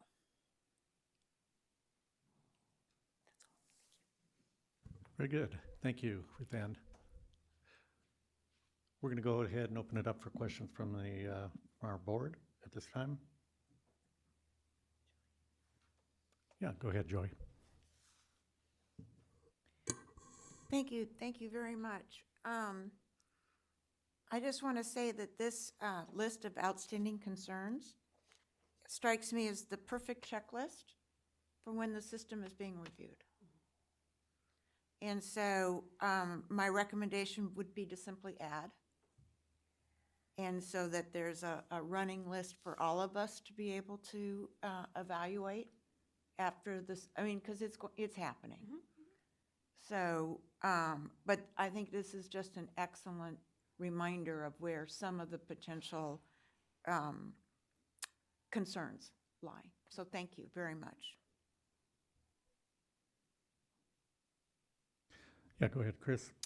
Thank you. And following up on Joy's comment, I would like to at least recommend for board consideration, since the rule envisioned this board having a formal feedback mechanism that, at least as it relates to the expectations within DPR's annual reporting, that we are very inquisitive and interested in understanding how some of these issues, as this program's evolving, are being squared, such as an example that I think Ms. Anderson gave, just the volume of NOIs versus actual applications. I think that could be something of key significance, at least as it relates to how we as a board, let alone the public, are interpreting the meaning of the information put into and ultimately made available to the public from the spray day system. So I would encourage our board to be clear in what we would look for in terms of, or what we would expect in an annual report, given this feedback mechanism in the regulation. Yeah, no, that's a good idea. I was actually thinking about maybe we have the group back again before a year. We get this up and running. We see what kind of issues come up. Maybe we look at a 6-month period, maybe an interim update from DPR and from industry to see how this is functioning. So I'll leave that in Josh's hands. But yeah, Michelle, you had a question as well. Sorry. Oh, sorry, Joy. I just wanted to second that. I think even maybe sooner, because with a new system, it might be that it's worthwhile to look at it. I don't know, what is the appropriate amount of time with a new system, just so it's not just initial bugs, but so maybe even a shorter time frame for review is a really great idea. And maybe that'll be determined on how smoothly the rollout is and what kind of issues, if we're seeing some issues that are very difficult to work with from both sides. I think having your input on that would be extremely helpful from the commissioner's standpoint. We definitely would be happy to participate in, additional follow-up and really dive into the statistics and usage. And I think that's going to tell a great story too. How well is this system being accessed? Where are the access? What we found in some of the pilots is that a lot of the access was from outside of the county areas. So we're curious to see if that's the same in where this, statewide system. So I think there's a lot of data and analytics we could look at, along with just general feedback on how the system is operating. Yeah, no, I agree with you. Cool. Go ahead, Josh. Ruth, I had a couple questions for you, actually. So in your presentation, you talked about third-party programs in terms of the electronic submission. So if you could kind of explain that to me, that'd be helpful. And then the other, which was more concerning, is so we in the state of California do not have a master list for growers of restricted materials. Correct. So there's a lack of clarity maybe that needs to happen. Are restricted materials at a county level, are they also expected to be included in the system? So if there are county conditions that could pull those in, and it's not very clear to most people if that's a yes or a no answer. And then there are state restricted materials, but there are exemptions. And so I think the ideal would be a very clear list of if it's this product and it's this use, it goes in the system. Does that make sense? There's some guesswork that may have to occur for people. And I think if compliance and professionalism is our goal, we should have a master list. Okay, that's helpful. And then can you talk about the third-party submission Yeah, piece? so Lindsay and Kakasa, the commissioners, manage CalAg permits, and there are third-party ag technology companies whose whole job and focus is compliance. So they do things from, food safety information to pesticide compliance. And so they're third-party systems. You might have heard them. Agrian, TELUS, AgWorld are some examples. So these are systems that directly report a PCA's recommendation and can also push an NOI into CalAg permits so that the grower or applicator or PCA isn't having to enter those manually. They're able to use the software system that they're already using. That environment talks to CalAg permits. Josh, if I can just add on to that. And regarding the restricted materials, this system is based off of this California restricted materials list. If there are questions, county exemptions, nuances, those types of things, those are being worked out within the counties, and we are communicating with the department on those on a case-by-case basis. So we are addressing those. I would encourage any grower that has this confusion or gray area that we can work with their county staff to be able to address that, so we can ensure that there's compliance happening both at the county level, and then we can make sure that the department's aware of that. If we are, if there is something that is missing that is not intended to be missing, or that we are over-reporting something that doesn't need to be there as well. So we're committed to closing those, potential gray areas at the county level and working with the growers to eliminate any potential confusion and working with the department as needed. Thank you. Linda, you had a question.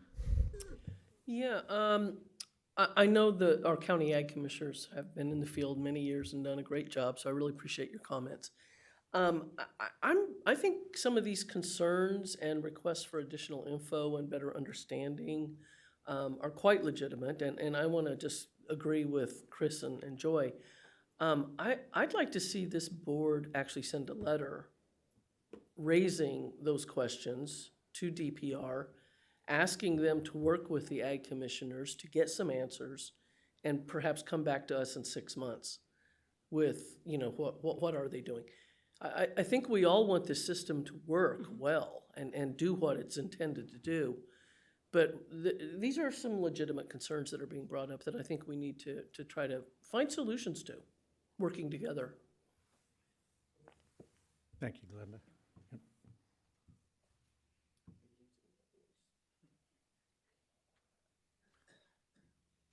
Doria, go ahead. Yeah, just a quick question. The issue that you brought up with regarding the difference between NOIs and actual application is really just kind of disturbing. And I wonder if there were any suggestions on how that might be resolved so that people are being informed more of actual applications instead of the potential for application. So we've addressed this throughout the entirety of the discussion of the process, is how to best do that. Because what happens is, especially when you get a restricted materials NOI comes in, we really look at all the conditions of what affects that. There is the opportunity for the commissioner to deny that application and say this is not an appropriate time to be making that application for one factor or another. I think that where the concern relied in is the reliability of being able to cancel that and remove that from the system. So more on a technical piece to be able to do that. And so it was, unclear to be able to do that in the time frame needed to be able to pull that out of the system based on the reporting requirements. And so we are still looking at ways in working kind of on the IT side behind the scenes on, can we mark something as canceled, or can we mark something as unapproved or declined, or something of that nature. And we just hadn't settled on a technical piece to be able to achieve that. And so those reviews are happening.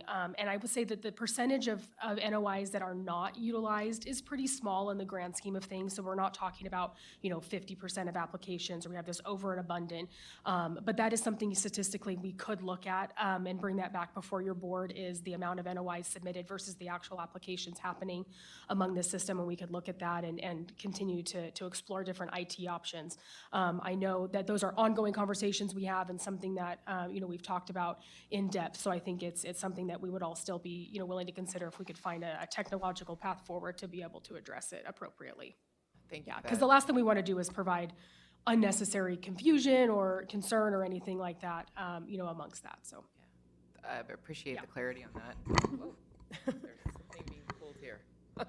I had another. Can I Yeah, just for add sure. something to that? I think that the willingness and flexibility to offer the 24-hour waiver or discretion will play into the future of the NOI system staying stable to what it is. So currently, when people submit an NOI, when they use a restricted material, it is a last resort. Like, this is not the first option. This is, hey, this is really what's needed. It's the right tool for the job, given what we're dealing with.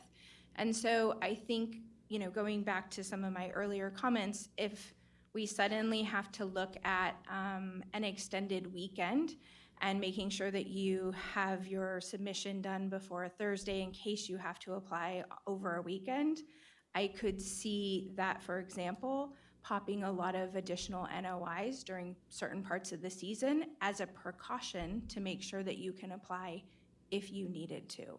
And so I think that's the concern, is the system currently works really well. And I think, to Lindsay's point, like the data of the NOI versus the pesticide use report, or the PUR, is pretty balanced. But if we don't have the right mechanism to continue to apply safely at the right time, you could see that tip in terms of balance.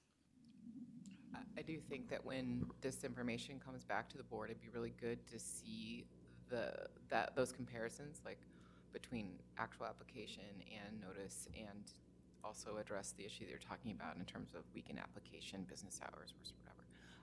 I was also just curious about you said that there were 4 pilot projects, and I wonder if they were kind of the same model, just in different geographies, or if there were different models and, you were kind of experimenting with other forms. yeah, so we were really, piloting doing a notification project in general and what that looked like. So each of those pilot projects looked a little bit different. They were different in size and scope and communities, focusing on different projects.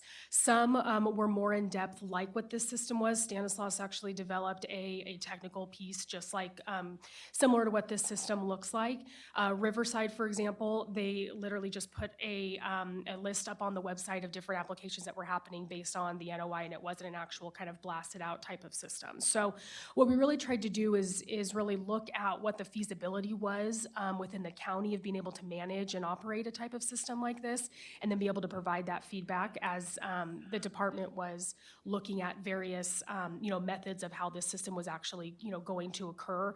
And then where they landed on was mirroring similar notification methods to what occurred in Stanislaus and in Santa Cruz. We were able to kind of provide a vast array of different options to do so. I think the biggest thing that constrained a lot of that too, this is an unfunded mandate coming down to the counties. So we're receiving no additional funding to be able to operate, manage, train, educate, and utilize our staff to implement this system in any capacity. So the technical aspects of the pilots were reimbursed, but the work that we are gearing up on to support the spray days continues to be an unfunded part of the work that the commissioners do in being able to address that. And so that is something that I know the department has been very conscious of, and working to take on the lion's share of that, education and outreach and engagement side of things. But something that we're all mindful of kind of moving forward, of what that's going to look like in the actual day-to-day management of it. And one of those things that we could bring back to you as well is how much staff hours are being handled at the county level as well, and what this is placed on county staff to be able to support this project overall. Thank you for that. Michelle, and then Joy. Thank you. All of the presentations and feedback are really helpful. And I kind of go back to the question I was asking earlier, just around the kinds of metrics or indicators to be able to gauge progress or solicit feedback on certain things over time. And I know we're contemplating a letter. I do wonder, there's sort of some of these, like I think about this as like kind of a spectrum of components here. There's sort of the end result that we're seeking, right? And you know, I heard comments around, you know, kids in the schoolyards, and there's some things just around the application and avoiding confusion among, you know, some other things. And you know, there may be some things that might be near term, easier to get feedback on. Other things we may not know, really, it might be over a different time frame. And so if we are kind of asking for certain pieces at certain times, it may not provide the full picture.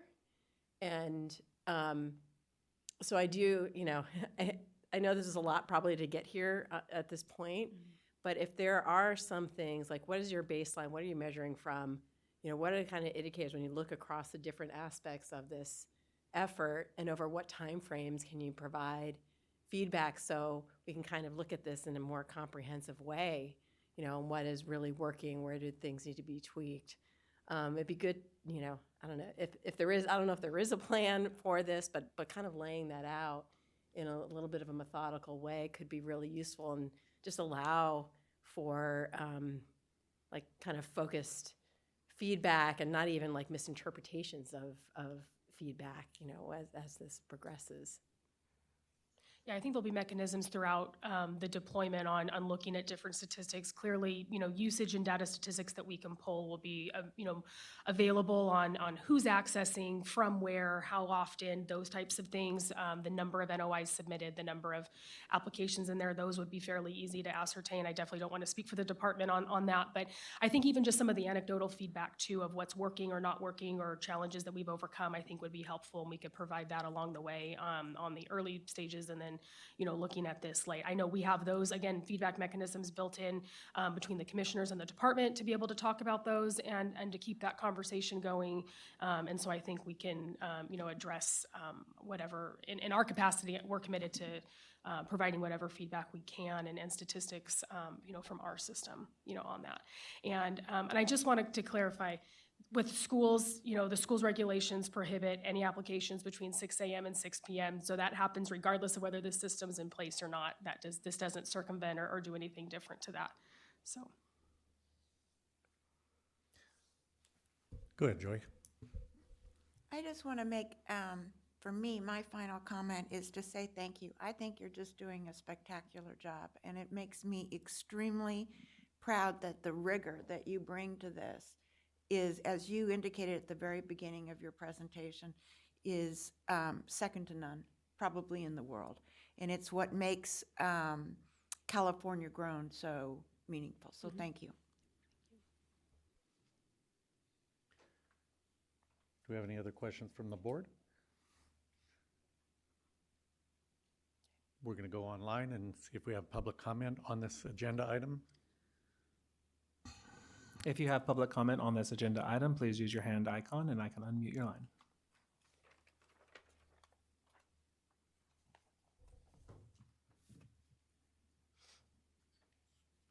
I'm seeing no public comment at this time. All right. Do we have public comment from anyone in the auditorium today? Nope. All right.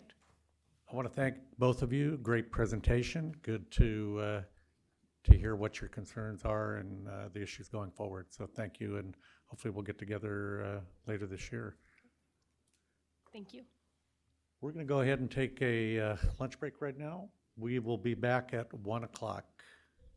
So those of you online, 1 o'clock, you can rejoin us. Thank you very much.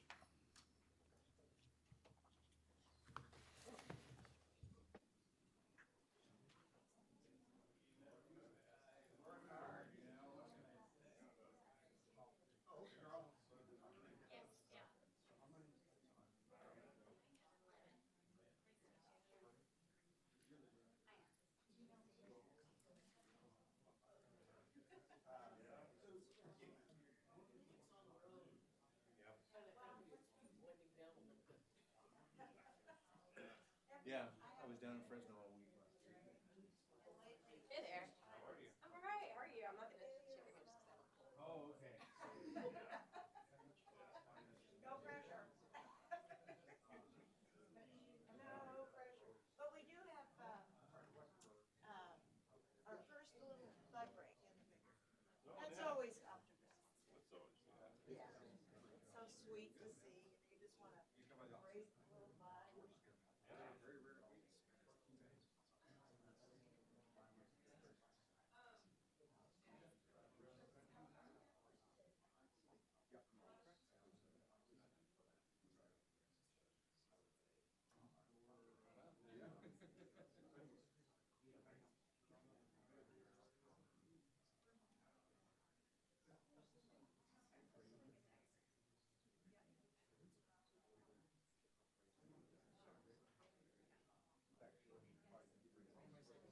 Will do.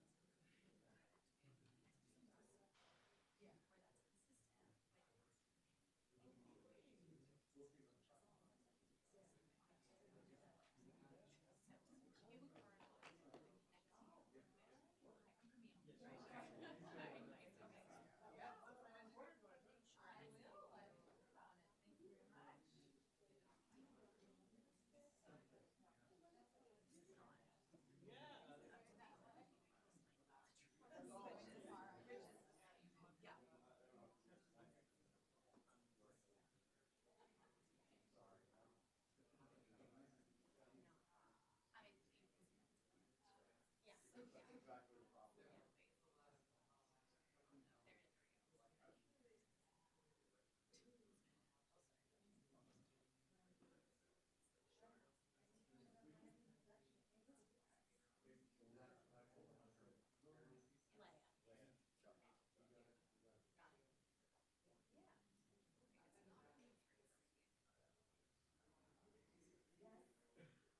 Oh, yeah.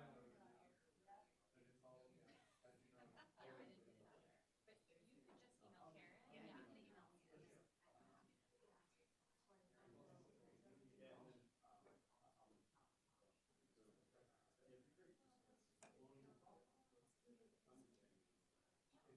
you know. How's everything looking on your farm? We're busy trying to get everything.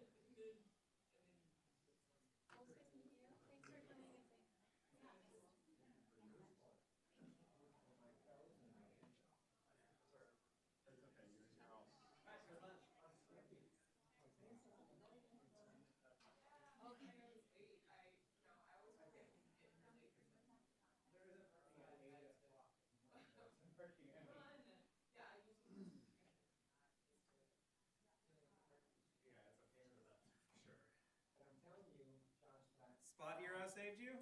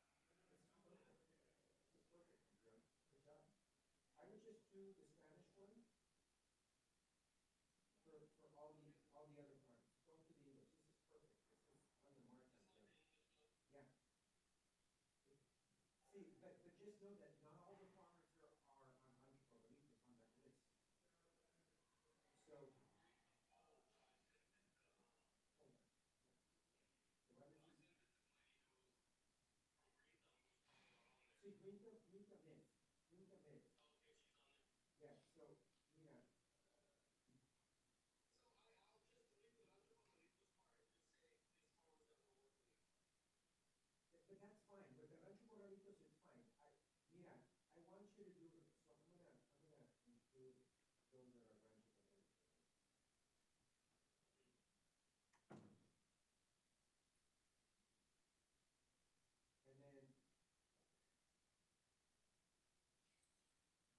then, yeah, for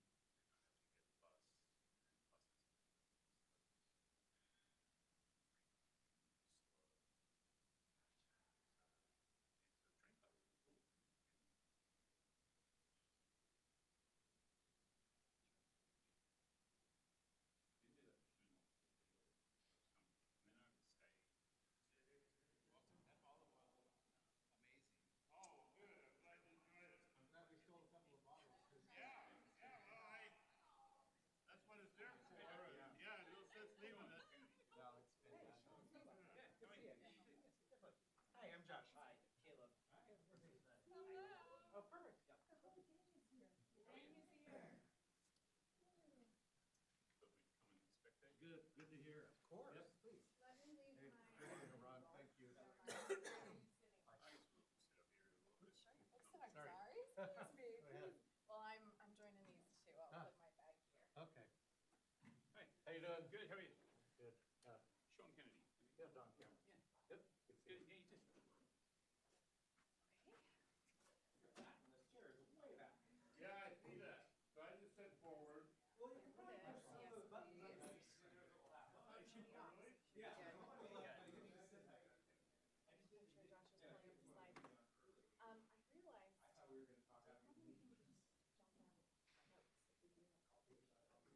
can just jump out notes if we do like all these. I can use the notepad because otherwise I'll just be texting away. I realized I could. There you go. When you sit down, we can sit in there and then we can lower. You don't have to cover everything, obviously, but I love it. Just bring it back. Yeah, that's better. I did the same thing. Well,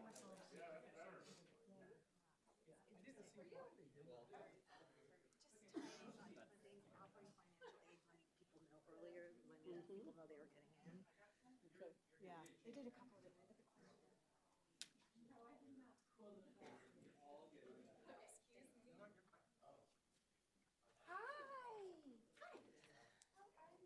I'm doing okay.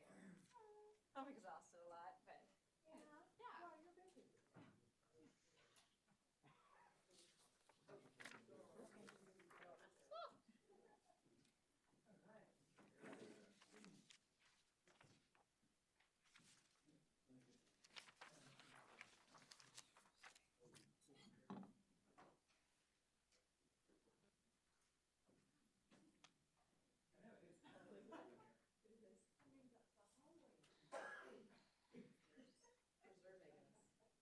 By the door. Totally freezing. All right. Yeah. All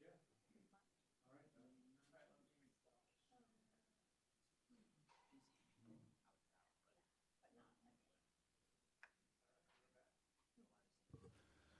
Well, welcome back, everyone. Good to have you in with the auditorium here with us, and hopefully we have some people still online. So we're going to go ahead and get started with the California Agricultural Land Equity Task Force update. We have Camille Frazier of California Strategic Growth Council. Camille Frazier is a program director for the Agricultural Land Equity Initiative at the California Strategic Growth Council. The Agricultural Land Equity Initiative, how do you pronounce your acronym? ALEAL? I tend not to use the acronym because it doesn't really ag land equity. We say ALEI. Okay. Works to equitably increase agricultural land access across California for food and fiber production and traditional tribal agricultural uses. Welcome. Good to have you with us. Thank you so much. Excited to be here with you all today.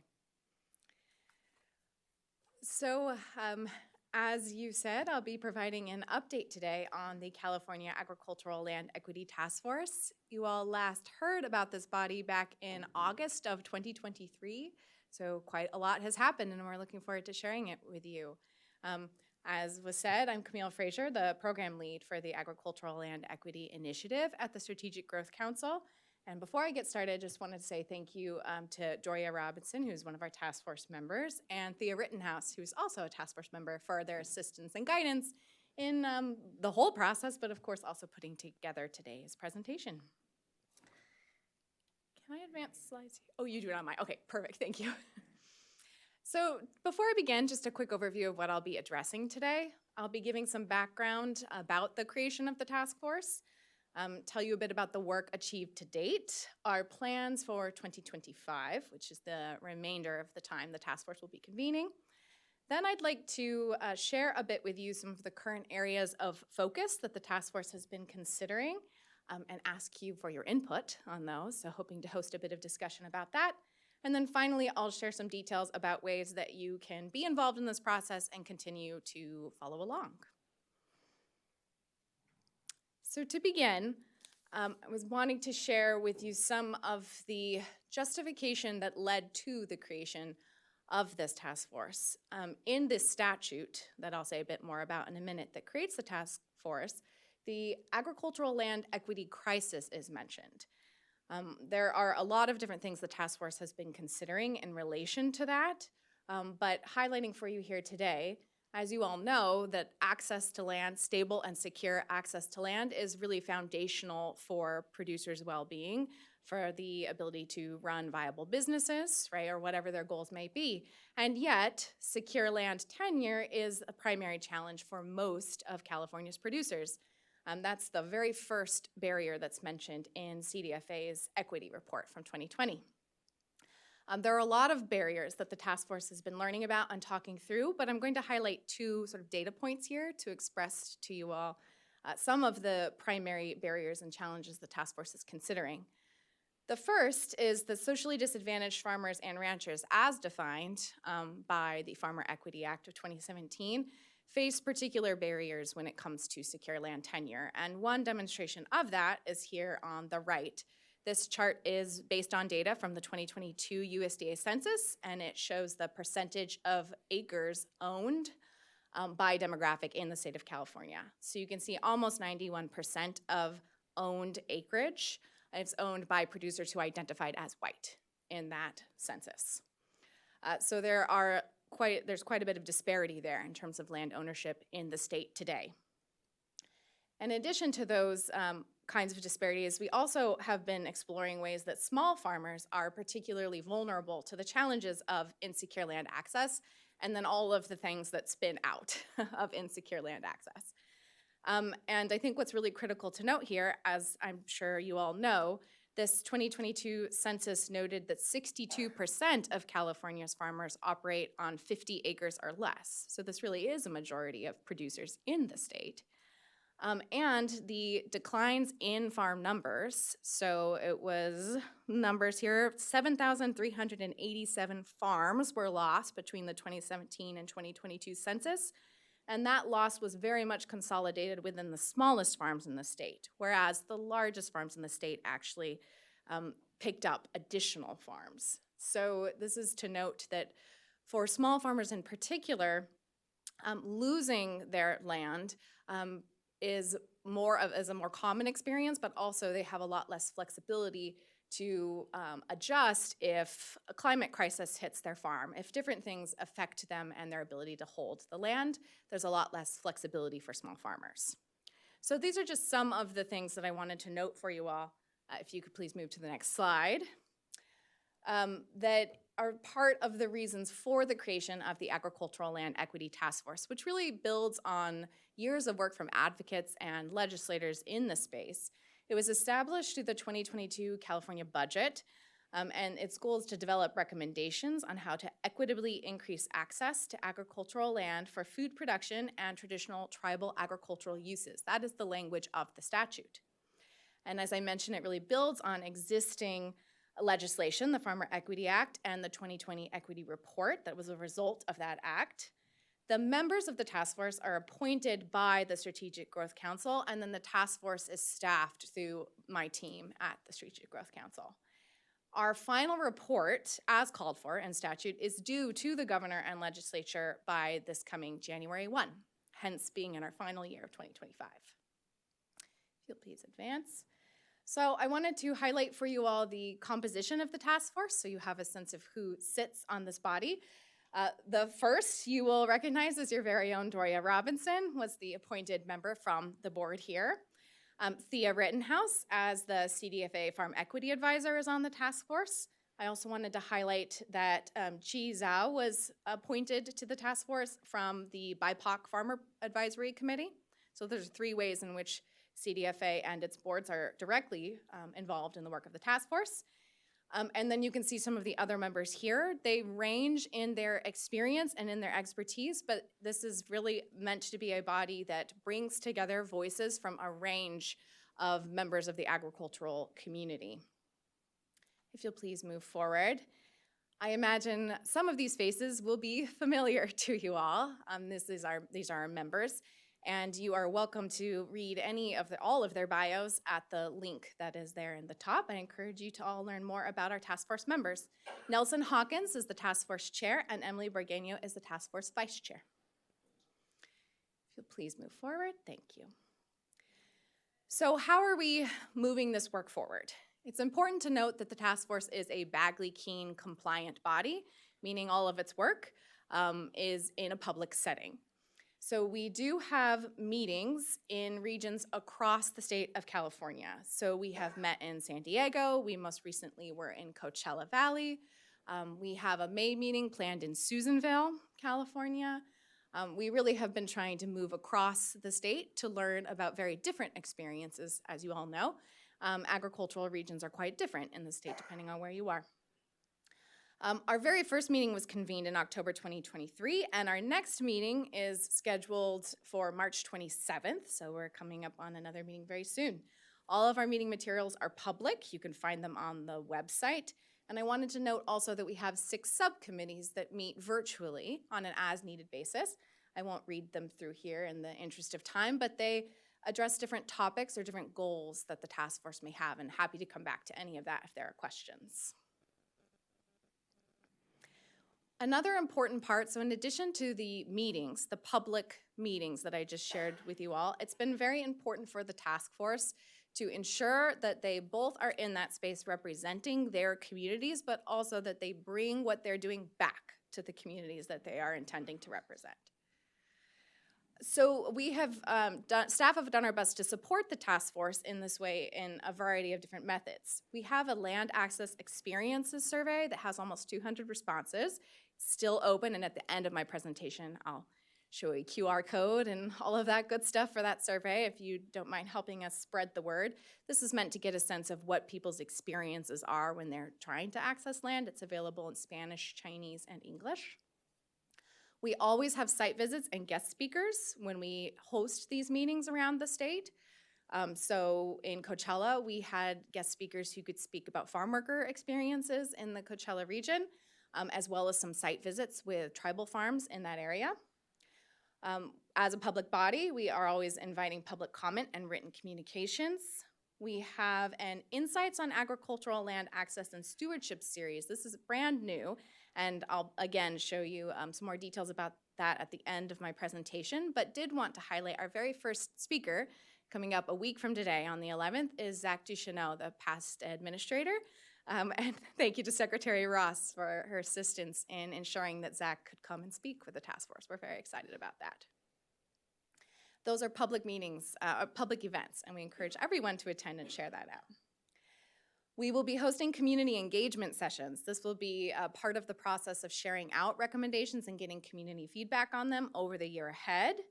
And then staff and task force members have been giving presentations at relevant conferences, most recently at the CAF Small Farms Conference, and tabling at a variety of events, including Sonoma County Ag and Open Spaces Resource Fair that just happened. If you'll please advance. So those are some of the ways we're trying to get out into the community. Looking ahead to 2025. So as you all know, January 1, 2026 is when that report is due to the governor and legislature.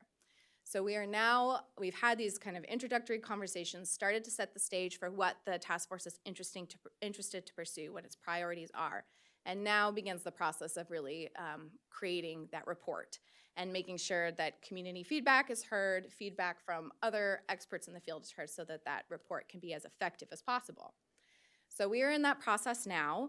I wanted to highlight for you the kinds of feedback that we are receiving, that we have set up. So in addition to our survey responses, our public meetings, and our engagement sessions, as I just described for you, we also are in the process of establishing an advisory committee, and that committee really is meant to bring in expertise related to very specific needs that the task force identified that weren't already part of the task force's own experience and expertise.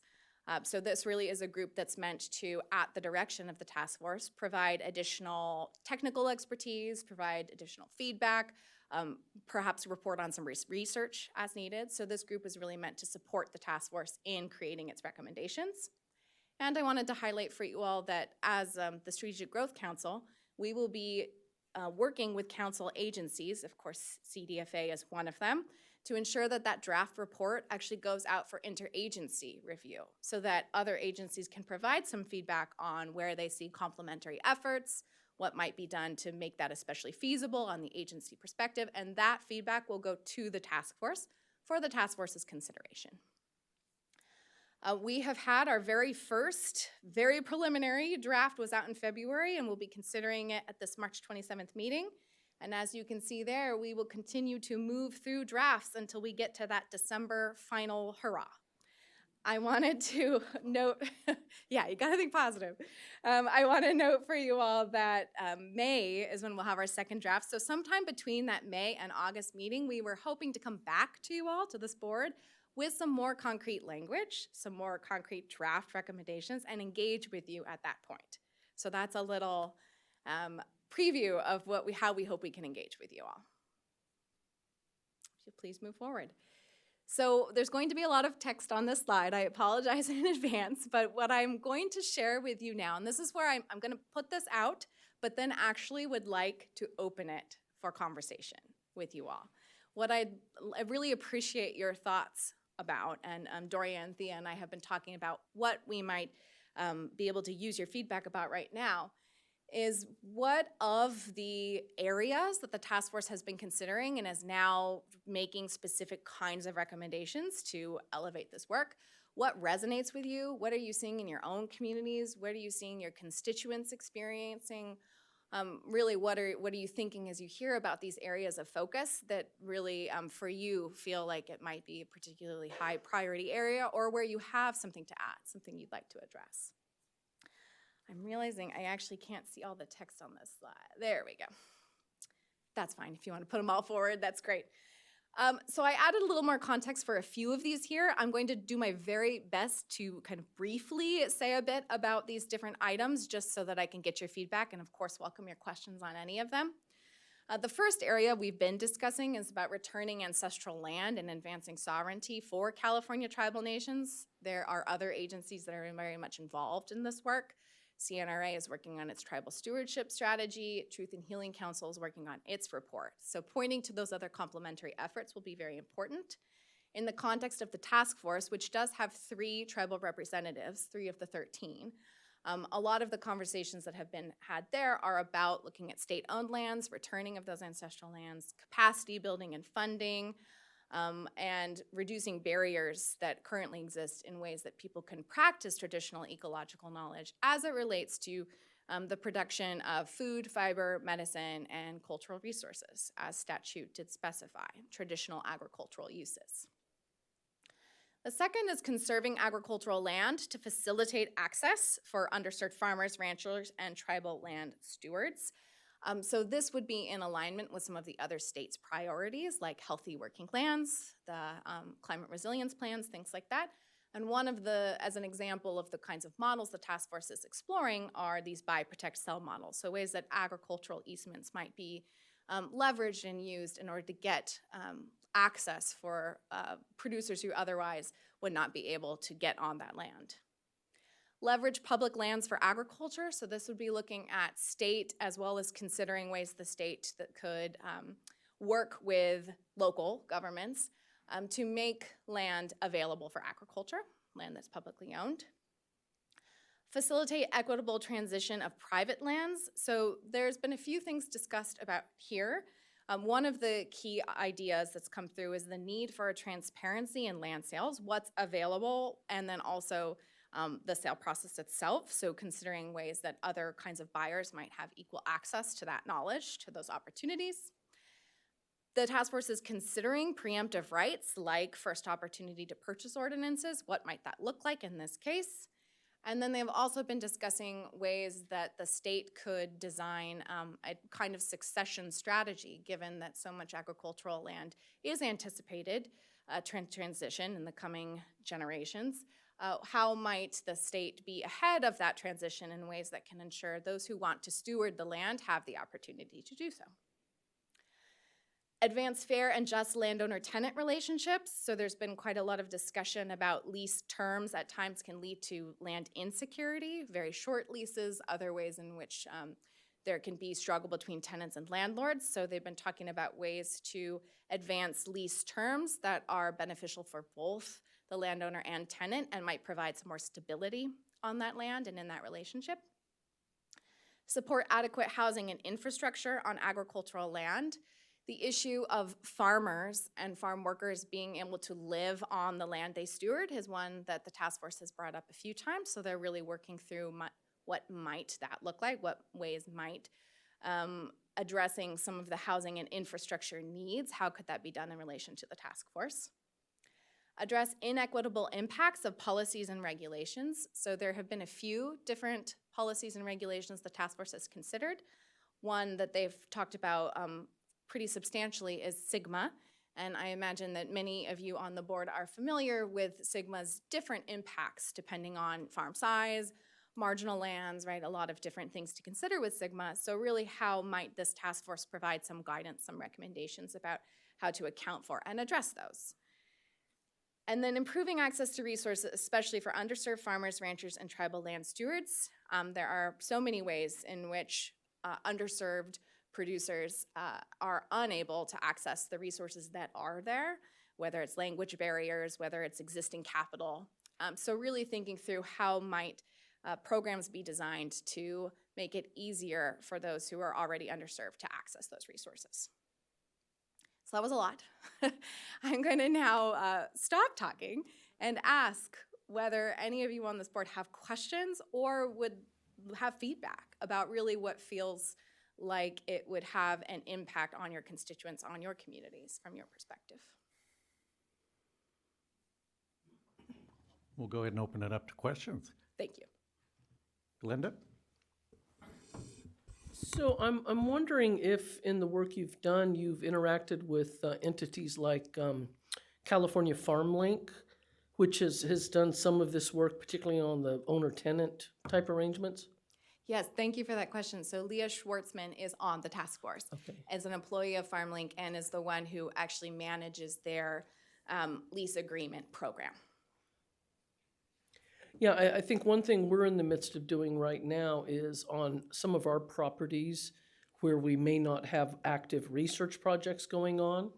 We're exploring the opportunity for beginning farmers to utilize that for working like with Center for Land-Based Learning or ALBA or others for a number of years to get that track record going. But we're having to deal with, of course, the stuff everybody else is, you know, liability issues, risk management, et cetera. It would be great if there was a central repository of the various documents and examples that everybody could be sharing. That's a wonderful idea. I appreciate that. Thank you. Yeah, David?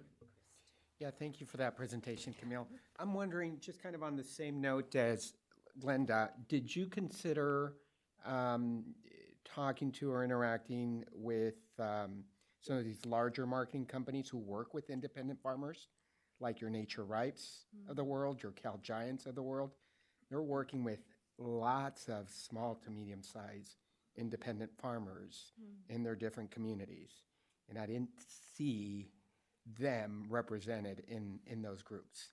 Yeah, thank you for that question. We have not engaged with sort of large corporate actors in the ag space in the way that you're describing. So it's noted that you're seeing a potential for maybe learning from that space, hearing more about that.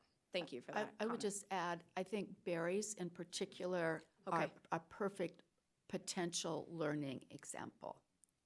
Thank you for that. These recommendations are very helpful. We don't have a lot more time together, so to know where to go to get some of these important insights are very valuable. Chris? Yes, thank you. I was curious if you can maybe provide another example or added thought around kind of how you might see the facilitation of equitable transition of private lands working, and what do you specifically envision, I guess, in discussion concept of the role of the state of California in there? Yes, thank you for that question. So my answer today is probably not going to be particularly satisfactory in the sense that this is an area that the task force is very much still looking at what are actually the mechanisms, what are the recommendations that might be in this area. So it's to say that that is still in discussion, like what exactly would that look like? There has been a lot of ideas through FarmLink, through Kitchen Table Advisors, through the farmers themselves who sit on this task force, to think through what would change your small farmer, your beginning farmer, your socially disadvantaged farmer and rancher's chance, their opportunity to engage in land transactions, land acquisitions in a way that right now they can't even jump into that process. What are the barriers there? A lot of it is financing. A lot of it is transparency of land sales. So these are some of the, I think right now we're still kind of in the barriers stage, and we're now working through the mechanisms to overcome said barriers. So I know that's not a particularly instructive answer, but I hope it gives you a bit more of a sense of the conversations had so far.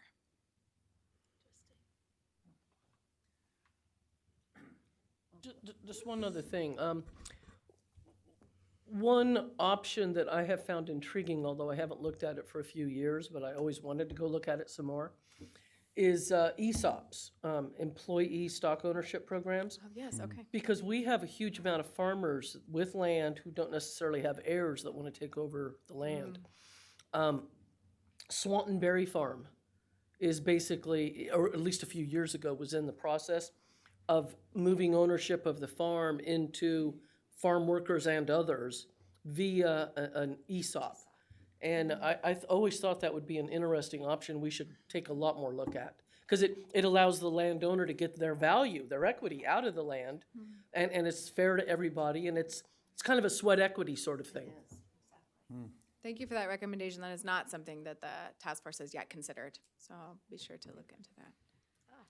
Yeah, go ahead, Michelle. When you finalize the report, what's your, do you have a plan for what you're going to do with it? And, you know. Good question. Where to go? Okay. Where do you go? So this is something that the task force, actually, we're kind of planning for the May meeting to have a discussion about. The report, it goes to the governor and legislature as specified in statute. Also, it is required that that report be hosted on the Strategic Growth Council's website. That is also specified in statute. Other than that, though, it really will be up to the task force members to decide what kinds of outputs and what process to make sure that the insights from their work are shared with the communities that they engaged with. It's been very important for task force members. We had quite a few discussions about closing the loop, meaning if you're going to engage and you're going to learn, how can you make sure those insights and that work gets shared back out? So the task force, again, maybe not the most satisfactory answer, but I can say that the task force is considering, and staff are assisting the task force in considering ways that it might look something like one-pagers directed at different kinds of actors in this space, land trusts, right, county government, something like that. So there are a lot of ideas out there, and it's now up to staff and task force to consider what is feasible. We are anticipating that after the submission of the report, there is still time to make sure that that report is out in the world. So we are planning on continuing past that submission deadline.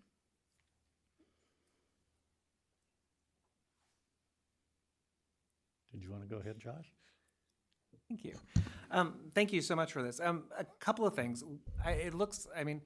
From the work of the task force currently, was there anything, my first question, was there anything surprising that stood out from the discussions that were there? That would be number one. And the second, having dealt kind of with policy for a while, it's good to have kind of the stakeholder input that has come in and the engagement. Now, has the task force engaged with policy in terms of directly working with agencies to help refine the areas of recommendation which could be done, like working with iBank, working with us, for instance, in determining what programs really could address some of those areas of discussion that could better inform some of the recommendations that might come from the task force? Yeah, thank you for both of those questions. So to your first, so much has been surprising and interesting and exciting. I will say that maybe this isn't necessarily surprising, but it's just the thing that popped into my head when you asked that question. The complexity of any of these challenges, you untie one and then, as you know, right? Like as you all, every time you come and convene, are dealing with this issue. The nuance of any one of these issues is tied to every other experience that a producer might be having, right? Like that access to land is not the end, right? There's so much. So that's not maybe surprising, but it just speaks, I think, to both the breadth of the task force's experience, but also their commitment to digging in. These are not easy conversations to have, and it's been really energizing to see them work and to learn from them. So that's my thought, my first thought, in answer to your first question. To your second question, so we are, as I mentioned, we have that interagency review process. That really is focused on council agencies. So using our role with the Strategic Growth Council to ensure that the different agencies that are involved in that council do have the opportunity to review draft recommendations and provide some feedback on things like feasibility, maybe complementary efforts that we can kind of point to one another's priorities. But I think you also highlighted that there is a whole world of other ways that feedback could be achieved. So one of my questions for you as a board, and it's on my very final slide, is are there recommendations you have for us? Areas, groups, like what do you feel like it would be very important for us to consider, or groups to connect with that might be able to provide some of that insights that you described? Doria? Sorry, go ahead. So I just wanted to, say that it's been just a real pleasure to serve on this committee. It's a lot of time and a lot of things happening, and it is very complex the way that we're diving into topics. We have a great support from Sacramento State. There are some things that I think there's a great overview, and just to kind of give a little bit more light on kind of some of the things that are happening, is that one of the things that we're just kind of started the wheels on is having a technical advisory committee of technical advisors to help us, as we narrow in on actual recommendations, have people who are experts in those fields that are going to, support the task force in developing our ideas, vetting them legally, whatever their area of interest is. So we have that group of folks coming on now, and kind of another thing, if you just look even at one of the work of one of the subcommittees, it's quite deep. So I'm on 3 different subcommittees, one of which is the grants and the grants committee. And we basically, with staff's help, did a survey of all of the grants that offer any access to land for farmers in the state of California, some national focus there first, and then kind of divided them out on how exactly are they helping people access land, and which ones are which percentage are actually going directly to the farmers that need them, and which ones are really kind of for technical advisors who are paying folks to help folks to possibly get land, and so we're asking really great questions that we're getting data back on, is like, of all of these different programs that are supposed to be focused on helping people access land, how much land is actually being accessed through their efforts? And we also have a survey that went out to the people who applied for those grants and the people who actually, got something through those grants, of what their experience was. How was that for them? So I mean, there's a lot happening. That's just like one aspect of one of the subcommittees of some of the work that's going on. We have many other things happening in that same subcommittee, and there are like 5 or 6 subcommittees. Yeah. So it's pretty deep work, and so much thanks to Sacramento State and the Strategic Growth Council, because the staff has been so amazing to help us pull all this stuff together, and they're carrying the bulk of the work. And I just wanted to kind of shed a little bit more light on the complexity of what is going on. Thank you, Doria. I didn't have your email, but I did just send that ESOP info to Ruth Dahlquist, Willard, and Doria, because I had theirs. Perfect. That's wonderful. I think my email's the very last slide as well. Thank you. That's perfect. Camille, do you have like a plan when somebody does get access to the land? Where does it go from there? I mean, because when I look at land, I look, number one, soil, water. What am I going to do? Who am I going to sell to? So I think a lot of the people that try to get into farming don't have a very good plan, and they tend to fail. They need to call David. That David. Oh, that David. No. Oh, that guy. Yeah. No, that's a really good point. And just to build on what Doria has said, that I didn't see, Camille, on this list is capital and flexible capital, right? To make this possible. It's definitely there. It's a constant conversation, is different forms of capital, flexible capital, intermediate capital. When a deal is happening really fast, farmers often if you have to apply for a grant program in order to get access to something, you're never going to get that land. So talking about how you can have a public-private partnerships with different folks who might be able to advance money sooner, like in the philanthropy world, and then hold the land, in a land trust, and then be able to transfer. There's all kinds of conversations happening, and I would say that there's a whole subcommittee on land tenure that is addressing the things that Don brought up around, it's not just about acquisition, but it's about actually being able to be on the land, making sure that you understand all of the permitting, making sure you have access to water, making sure you have all the necessary infrastructures. There's a whole subcommittee looking at land tenure and all of those barriers. And the capital to operate it, right? Yeah, I mean, you have to have continuing capital. I mean, you need to have a banker, an ag banker in your group somewhere. Yeah, to talk about that, or a subcommittee somewhere. Yeah, I appreciate that comment, and it's definitely an area that I'm hoping we can rely on the advisory committee as well to help fill in some of that technical expertise, as Doria was noting. And I do think it's really helpful in some ways. The issue of tenure and then the issue of capital is underneath every single one of those other categories that were there, right? Because in order to advance any of those areas, those are kind of the two. How can you not just get access to land, but then maintain your access to that land, and capital is a very important part of that, as well as other resources. In my area, there is a tremendous amount of ag land for sale. And as you know, it runs in cycles, and it's a lot of it's due to commodity pricing. Right. And lately, it's been pretty depressing for large and small farmers. So. Yes, we were speaking with someone with the Cal ASFMRA. I always hope I get that, the assessors organization, and get the acronym right. And it was so interesting talking with them, because you really can see that depending on where you are, what kind of land you're talking about, you're looking at very different kinds of land costs, right? And so absolutely. the task force has in front of it quite a complicated, to be a state body addressing the governor and legislature while acknowledging the differences on the ground. As you all know, it can be quite difficult to ensure that that is kept in mind. Other question, Chris?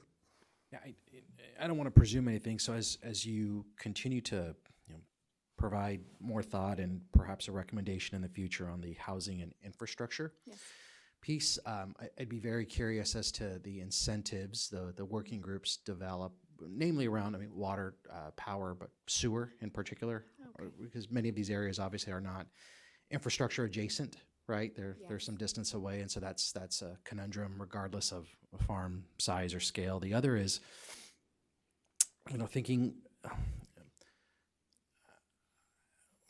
I lost my thoughts, so I'll leave it at that. Thanks. Thank Chris. you for those additions. So the ESOP thing I just sent to you is page 30 on a larger document that's all about access to capital, where we identified about 30 different ways to access capital. So I'm forwarding it to you because I just found your email. Okay, perfect. Thank you. Very good, Linda. Thank you. Don, may I follow up on the previous?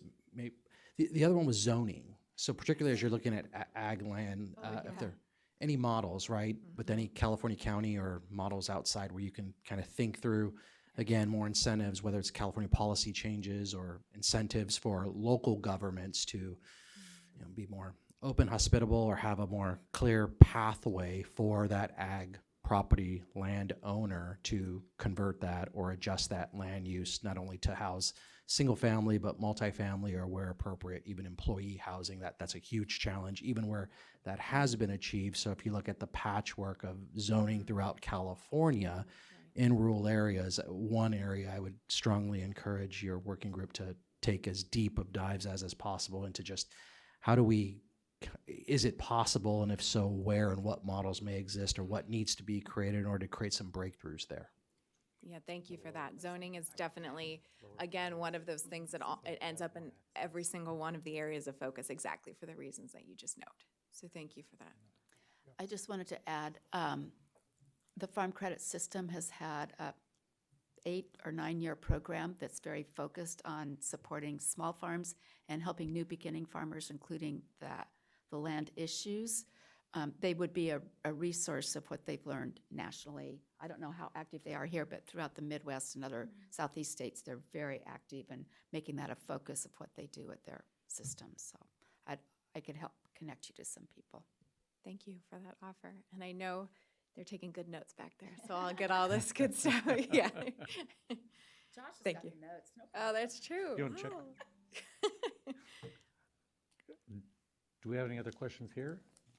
Do you want to check online for any comments on this agenda item, please? Yes, if you'd like to make public comment on this agenda item, please use your hand icon and I can unmute your line.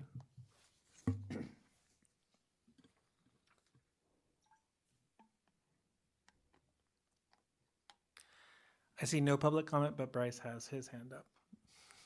Any comments from the audience here? Nope. Camille, thank you very much. Really appreciate. Bryce had a question. Oh, sorry, Bryce.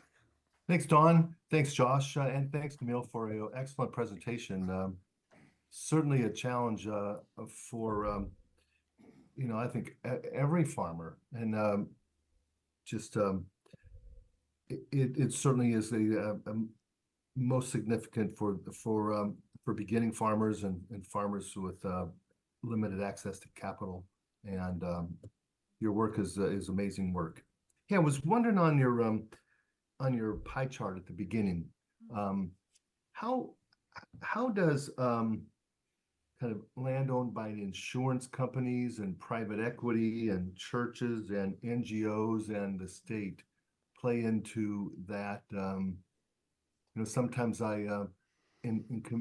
certain communities I work with, they talk about the influence of private equity funds and how short-sighted sometimes the private equity, if they can just get in and get out in 10 years, and they don't really care how they treat the land in that short time period, as long as they can get there. Anyway, did the pie chart have that, or is that mostly just individuals? Yeah, great question and great point as well. The issue of institutional investing, that's something the task force has also been considering. So I would have to go back and look again at the data as the USDA provides it. But from what I remember about that data, and you can go, it's in the state by state profiles. And this is land owned by owner operators who then select their own demographic category. So it is a self-selecting group, right? And so as far as I understand it, again, I would want to go back and look at the language in that data more carefully. But this is total acres of owned land in farms by producer demographic is really how it's described. I would imagine that the institutions that you were describing are likely not represented here. I think that we all know there are a lot of challenges with using census data to really understand the complexity of the agricultural landscape, and I think you might be highlighting one here.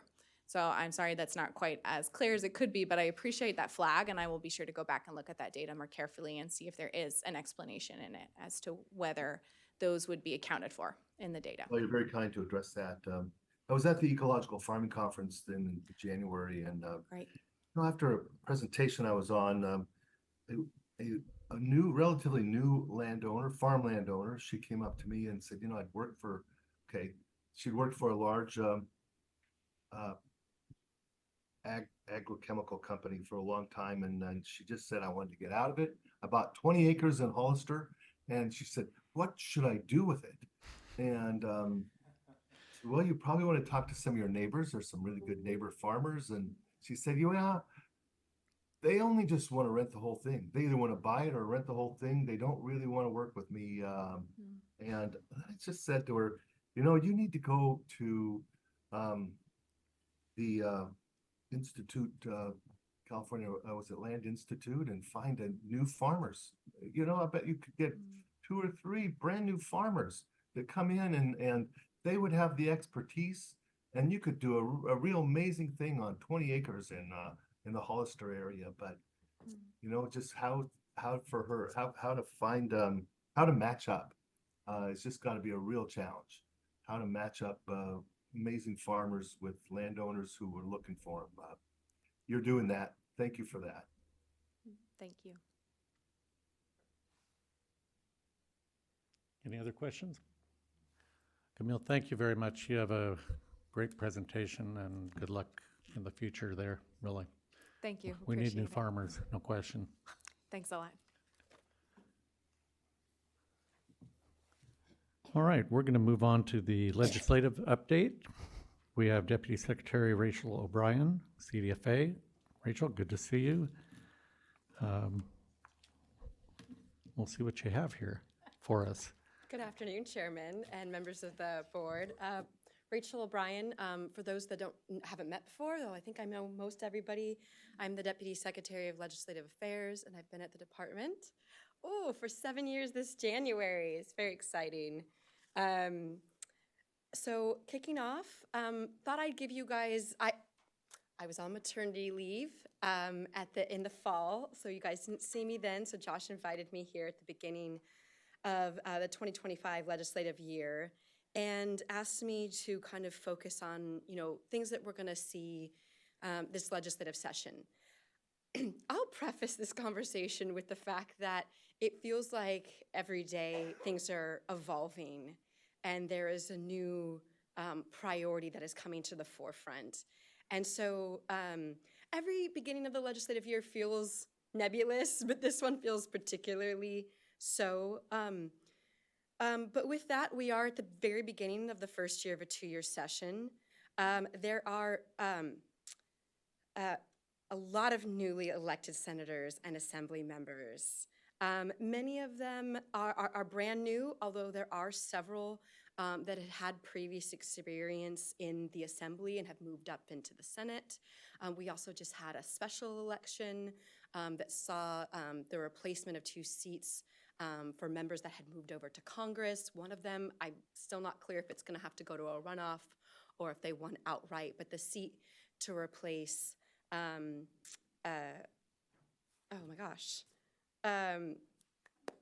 Congressman Fong, thank you. Congressman Fong was won outright, and so they were just sworn in yesterday and have started. Of special note, this legislative class has seen the largest number of female legislators in the state's history sworn in, bringing in a total of 49% of its members, of the legislative body, 49% being women. And this is a record high of 59 women who are serving this session, doubling the number of women serving just 7 years ago. Yeah, pretty incredible. As you can see up on the screen, 2,350 bills were introduced this year as of the February 21st deadline. This is with new bill caps put in place by the Senate and the Assembly. So still a large volume of bills, although slightly smaller. Sadly, one of the highest priorities this legislative session will be wildfires. We, can't say enough about the experience that our state fellow members down in the Southern California have been experiencing, and the response that this administration has had, as well as all of the personnel who were deployed down there. Meanwhile, I stood before you in 2023, and I went back and looked at that presentation. And I mentioned at that time that the legislature had failed to tackle a burgeoning home insurance crisis. This was after major carriers had announced they were limiting new policies in the state due to the constant threat of wildfires and other disasters. And here we are, 2025, still grappling with that. The Senate Democrats, they did present a bill package recently that aims to tackle this home insurance issue. But it's going to be definitely something that's very forefront this legislative session. Democrats, I would say, are very much taking it seriously, but they lost 3 legislative seats to Republicans in this last election cycle. And they view affordability as the reason that voters are frustrated. Legislators are also working on proposals to safeguard California against actions that they anticipate the federal administration will take, and whether that's against immigrant rights, folks that are here illegally, or the rights of the LGBTQ plus community, whether that's on Medicaid. We're still kind of seeing how they're developing their response because things are changing very rapidly, of course, as well. And then lastly, there's climate policy, which ties in with extreme heat and wildfires, but also includes vehicle emission standards, the low carbon fuel standard, and cap and trade, which I'll get into more. Next slide. Just a brief update on Assembly leadership. So Assemblymember Robert Rivas, he is still the state's 71st Speaker. He's been in that role since 2023. Of course, he represents the Pajaro and Salinas Valleys of the Central Coast. We have Assemblymember Esmeralda Soria. She was reappointed at the beginning of this session as the chair of the Assembly Committee on Agriculture, and she represents Fresno, Madera, and Merced County. Pulled up a great Maddie Institute interview that she recently gave, and I encourage folks to take a look at that, where she really said that this legislative session, she's gonna address cost of living, as we've already heard, and then healthcare access. This is the closure of the Madera Hospital. This is very important in her community. And then she wants the committee to work on educating her colleagues. And she really talked about actually working with the chairwoman of the Water Parks and Wildlife Committee about doing education to help the members of that committee understand how the impacts of the policies that they pass have on agriculture. Next slide. You have Senator Mike McGuire. So when I last came before you, it was being signaled that Pro Tem Tony Atkins was going to be stepping down. Senator McGuire became the Pro Tem in February of 2024. And of course, he has a lot of experience with wildfires. And then Senator Melissa Hurtado was reappointed to serve as the chair of the Senate Committee on Agriculture. She represents the parts of Fresno, Kern, Kings, and Tulare. Secretary and I just met with her yesterday. She's really focused on the state's bird flu response. I'll touch on this in a moment, but she's got a hearing coming up tomorrow. And then, of course, SGMA, and she has a bill on water supply forecasting. Next slide. So just to kind of emphasize some of the special sessions we've been seeing here at the start of the legislative session, we, of course, have the Safeguarding California Values. So the governor signed 2 bills recently allocating $50 million for legal resources and services. And then, of course, the LA wildfires. We saw between January 7th, and this was interesting as I was pulling this together because I didn't realize the totality, the number of fires. But from January 7th to January 31st, there was a series of 14 wildfires that affected the LA region as well as the San Diego region. And then according to a new study put out by the LA County Economic Development Corporation, property damages caused by those wildfires could be anywhere between $28 and $54 billion. The study also says that the county economy will lose close to $9 billion over the next 5 years. So with that, and the recovery efforts that are already been underway, the governor recently signed legislation that is providing over $2.5 billion in disaster relief. The funding will go to immediately help bolster the emergency response efforts as well as jumpstart recovery as well. And then the governor is seeking nearly $40 billion in aid from Washington to help the region recover from these deadly wildfires. Next slide. Affordability. So touched on that a bit earlier, but after a disappointing election for Democrats, they really have gone, I think, done a lot of polling, gone and spoken to constituents, and legislators have kind of reemerged with a message aimed at easing voters' anxieties about how expensive California is. Senator Pro Tem Mike McGuire and Speaker Rivas both told Cal Matters at the beginning of the year that their focus this session would be on advancing policies that lower the cost of living for working Californians, including by building more housing, making energy cheaper, and improving infrastructure. And of course, this quote was on the opening day of the legislative session from the speaker to his colleagues, Quote, our constituents told us two very important things in November. First, they continue to believe deeply in California's values of tolerance, of equality, and of human rights. And second, our constituents, they don't feel that the state of California is working for them, that their lived experience in this moment, that's their lived experience in this moment. And Californians are deeply anxious. They're anxious about our state's cost of living. And then recently, just last week, the Public Policy Institute of California put out findings from a new poll, and in the survey, about half of Californians cited the cost of living and inflation, housing costs and availability, and the environment as the important issues for the governor and the legislature to work on in 2025. And you can see those polling numbers just up there. Next slide. Bird flu.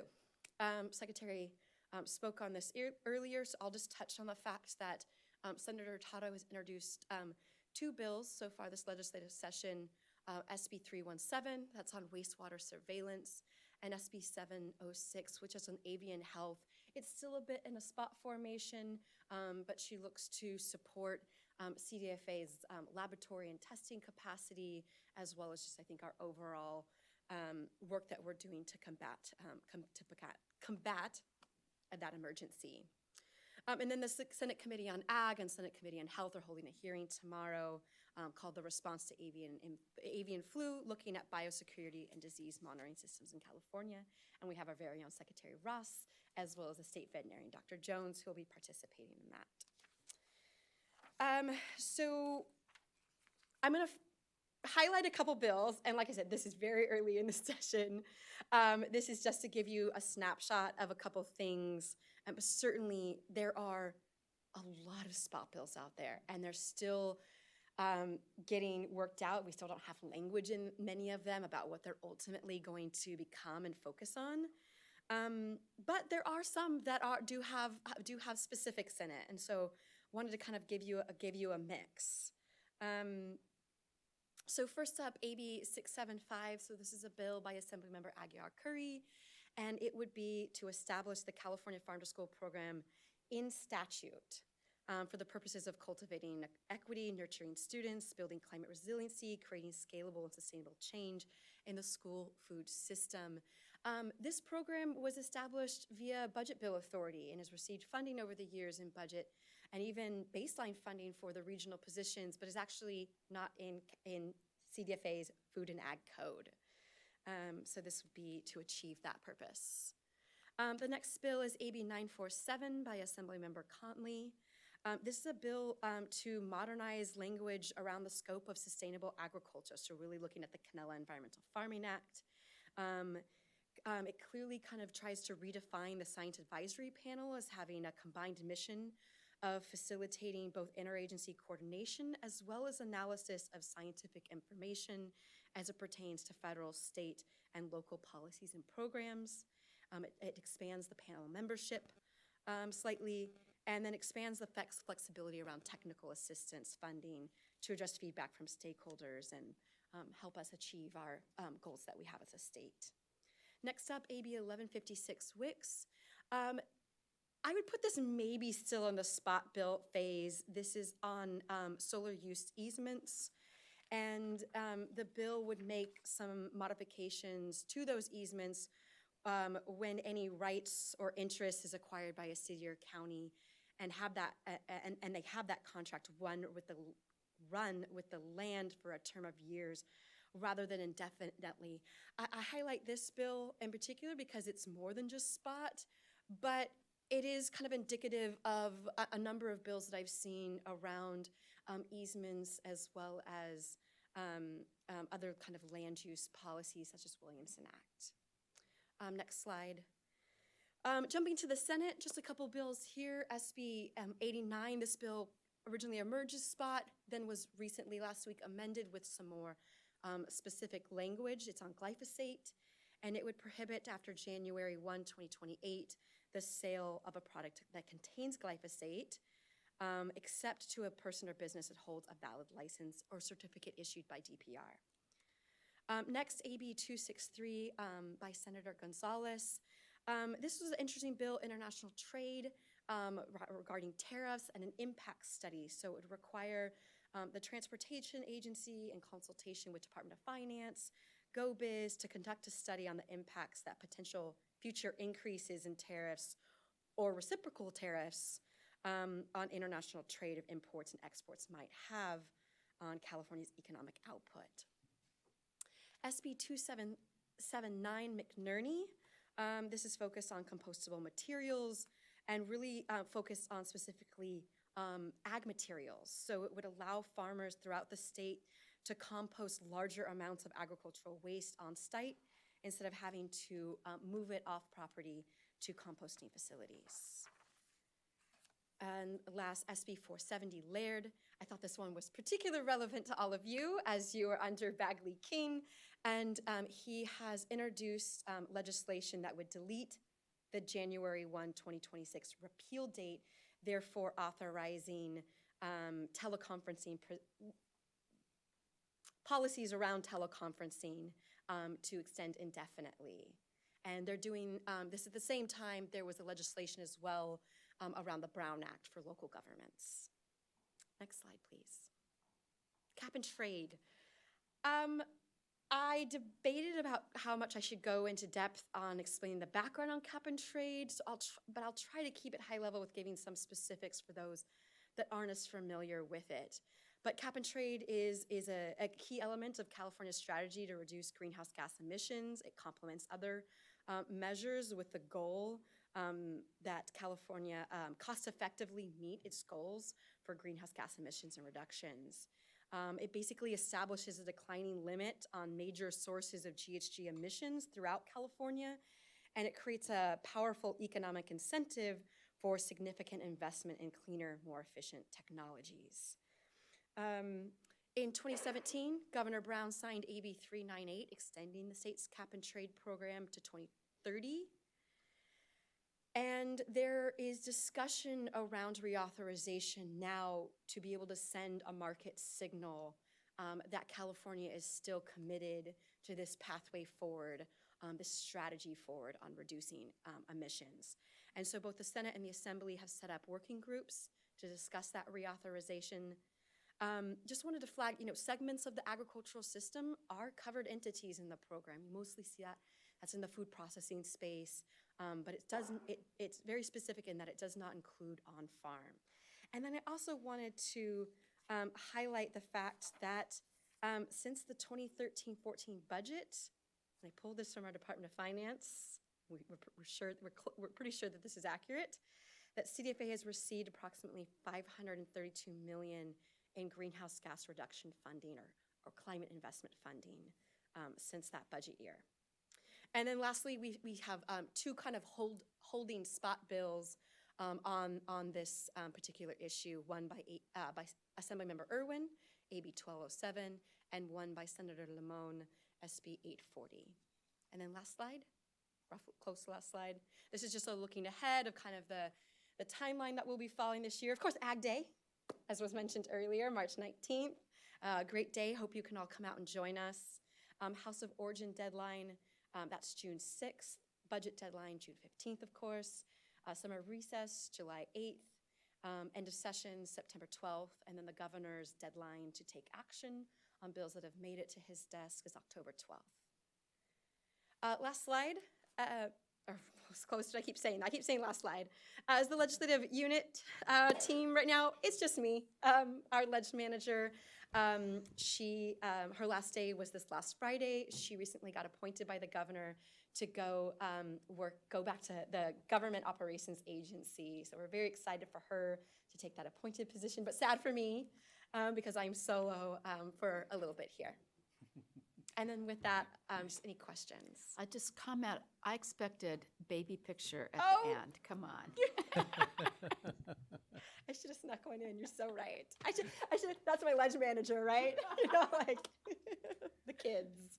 Yes, that's right. I have a 7-month-old in addition to the 2.5-year-old. So it's busy. Great. Thank you, Rachel. Good. I don't know how you stay up with it all. Seriously, over what, 2,500 bills? Yeah. Good luck. Yes. Any questions, comments? Don, Yeah, go ahead, Chris. Yeah, it's more to the board. Thank you, Rachel. Fantastic topic, and congratulations to you and your family. Fantastic news. Yep. Obviously, as our purpose here to be advisory in nature with the secretary and ultimately to the governor, given the wealth of legislation and where this session's going to evolve, and where at least for Speaker Rivas's perspective, as Rachel isolated in this quote, affordability should be a filter through which the legislature should be expected to review what impacts, if any, it's going to have on new policies for the state of California. I think we had a touch of that here, in particular the Land Equity Task Force lens, and fantastic, but I would encourage our board, as future meetings are developed, that, again, they're the legislature, this is the executive branch, but there's some alignment with respect to that affordability climate on all the topics we choose, and to ensure that we have enough topics on our agenda for which we are providing some level of advisement to the secretary and ultimately to the governor with respect to where the state board sees its role in helping to advise, shape, and I think productively influence affordability on an array of policy questions. I just think, not that that's never been the case, I'm not suggesting or alleging that, but I think even more so that now that is if not the priority in the minds of many of our fellow Californians, and we have to treat it as such. Yep. Appreciate that, Chris. Thank you. I just think this is a very timely topic because we see consolidation continues when we look at the ag census and the number of farms that have been lost, but the acreage is staying there, which means which is not a new phenomena. It seems to be accelerating because of so many uncertainties. One is so many commodities with lower commodity prices all at the same time. If you look at the number of pullouts, I just know from wine and almonds and walnuts in particular, that there's a lot of change and uncertainty and transitions that are happening. And then we look at the labor issues and energy costs. And energy is very much a part of what the climate discussions are going to be about. And just to get a good handle of what percent of there's no such thing as an average farm, but if we could be more specific about what percent is the energy cost, because I think it's hard for people to see every step of the way what that connects to as far as cost of production. Like the cost of production differences that showed up in this past ag census that are so much higher than any other state, even states with similar cropping patterns. I just think it's a really rich area, or not so rich area, to try to bring some enlightenment to it. No, definitely. We see it every day in what we do. Yeah, and I should add, it's especially timely because the governor released the full California Jobs First plan last week, which is built on the 13 regional plans. And as Glenda mentioned, 8 of those have ag tech in it. Almost all of them mention ag as an anchor, like let's strengthen ag. If we're number 1 in ag, let's strengthen it. These are all issues that will impact that ability. All right, any other questions, comments for Rachel? Anything online? Josh? If you'd like to make public comment on this agenda item, please use your hand icon and I can unmute your line. Oh, I see a hand up. I see no public comment, but I see Bryce has his hand up. Just Bryce. Just Bryce. Thank you, Don, and thank you, Rachel. Rachel, I'm down here at the Expo West, the New Hope Natural Products Expo, and it's Climate Change Day today, and got to attend a couple of sessions before our CDFA meeting. But one of the meetings was Luke Peterson, a farmer from Minnesota, who grows a diversity of crops, just said, and I thought a very succinct statement: no market, no mission. And of course, he's a farmer with mission, right? But if he doesn't have a market for his products, the mission that he's pursuing, and I think in California we have a ton of mission. We've heard many presentations today on mission, and I think the legislative agenda is full of mission. But when it relates to farms, if we don't have a market for our products that are produced with mission, we lose our land or we lose our farm, or we just really have to go a different direction, and how important it is to have a market for our, so I think our products can pursue a mission. And thank you for the Department of Food and Ag, to Secretary Ross and your whole team on helping us have markets so that we can pursue our missions in agriculture. Hey, just on a side note, Rachel, I had heard through a kind of, well, okay, I'll give you the source. It's Emily Rooney, that there were going to be a limitation on how many bills could be submitted this year. Is there truly a limit on fewer bills submitted in the legislature, or is that just a dream? They did put new caps on how many bills would be introduced in the total of the 2-year session. So of course, yeah, so it's important distinction. So members obviously can introduce bills. This is the first year of the 2-year session, and those bills can become 2-year bills.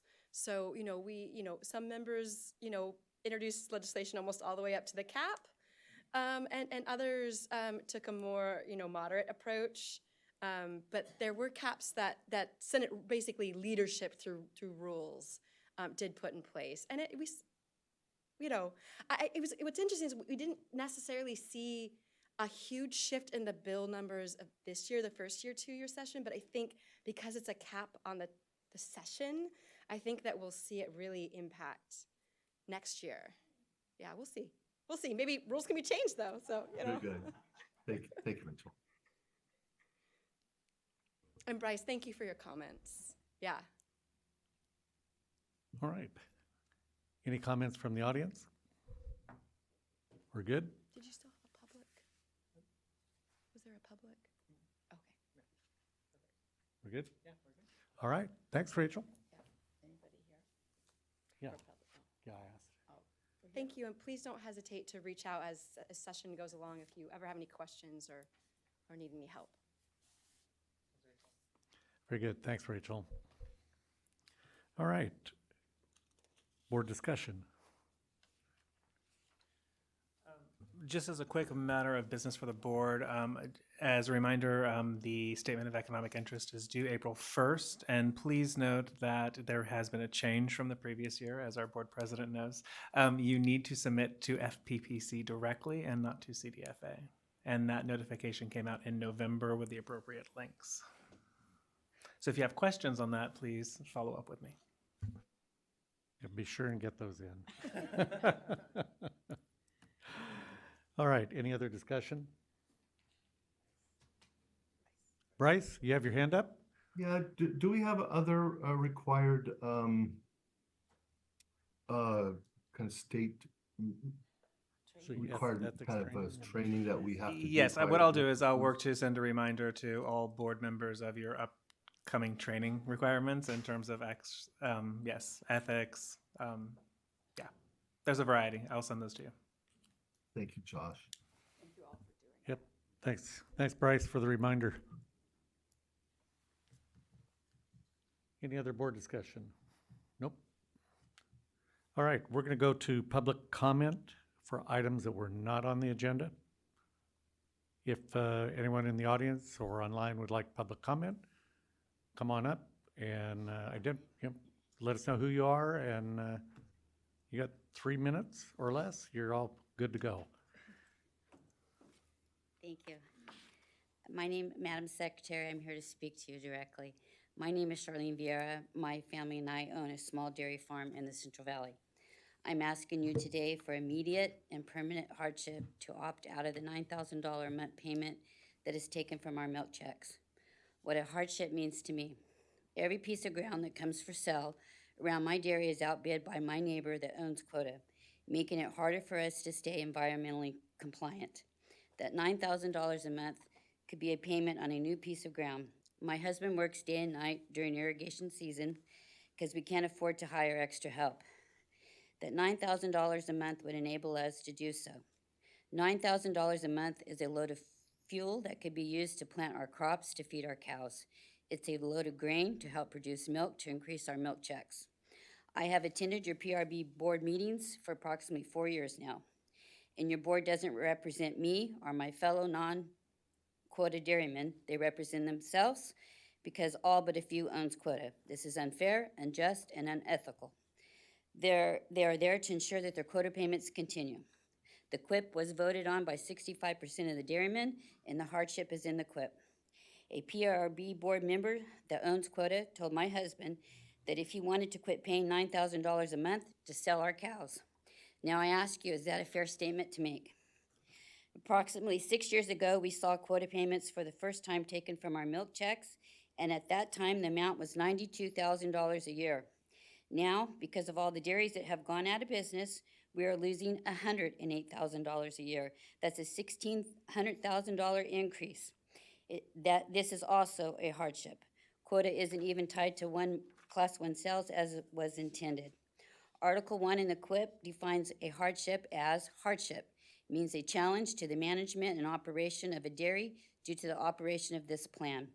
Article 5 in the QIP defines hardship as producers may request relief from hardship to the PRB board, include the basis for which the review is requested and the extent of the relief requested. The Cambridge Dictionary defines hardship as hardship. It's a condition of life that causes difficulty or suffering. For example, being without a job or enough money. There isn't enough quota certificates for all the dairy producers. This is also an example of a hardship. My neighbor that owns quota and milks the same number of cows that we do is making $40,000 more a month while we are losing $9,000. This is unfair, unconstitutional, and is also why you should grant my family and I our much needed relief from this program. I feel I have given you enough examples as to why you should grant my family's hardship. I would like your answer without going to your board because you have the ultimate authority to do so. My husband has presented a hardship to your board, and I don't think you've ever seen it. I've seen them either deny, table numerous hardships in the past meetings that I've attended. It also states in Article 5 in the QIP that the PRB shall submit its recommendations to you in writing to the Secretary along with its findings. And that's all I have to say. I have a copy here I'd like to leave with you because it has my information of what I just read to you. And that's all, and thank you for your time. Thank you.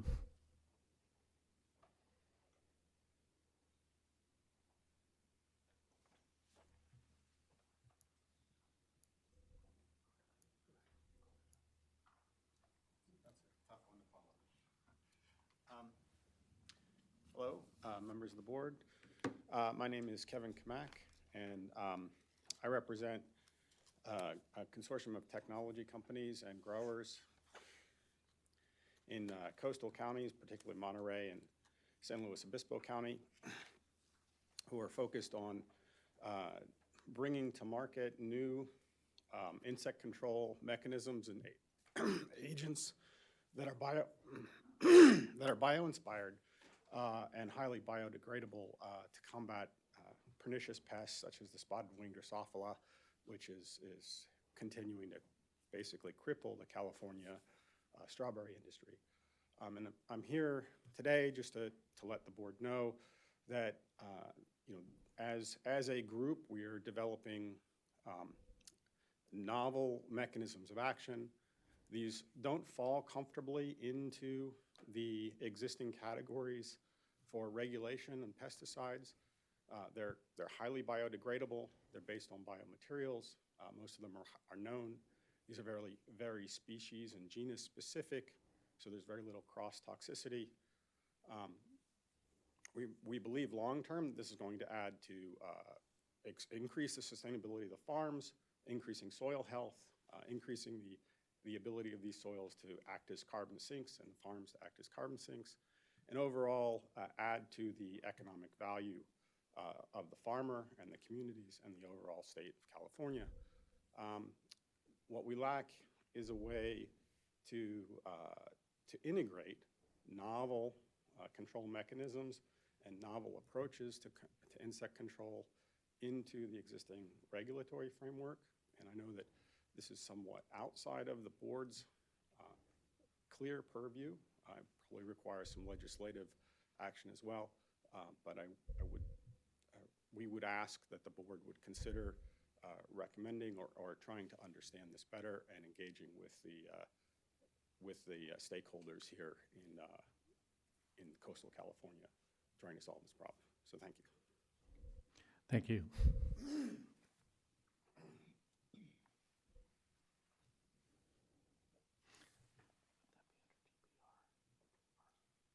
Good afternoon, Board. Good afternoon, Mrs. Secretary.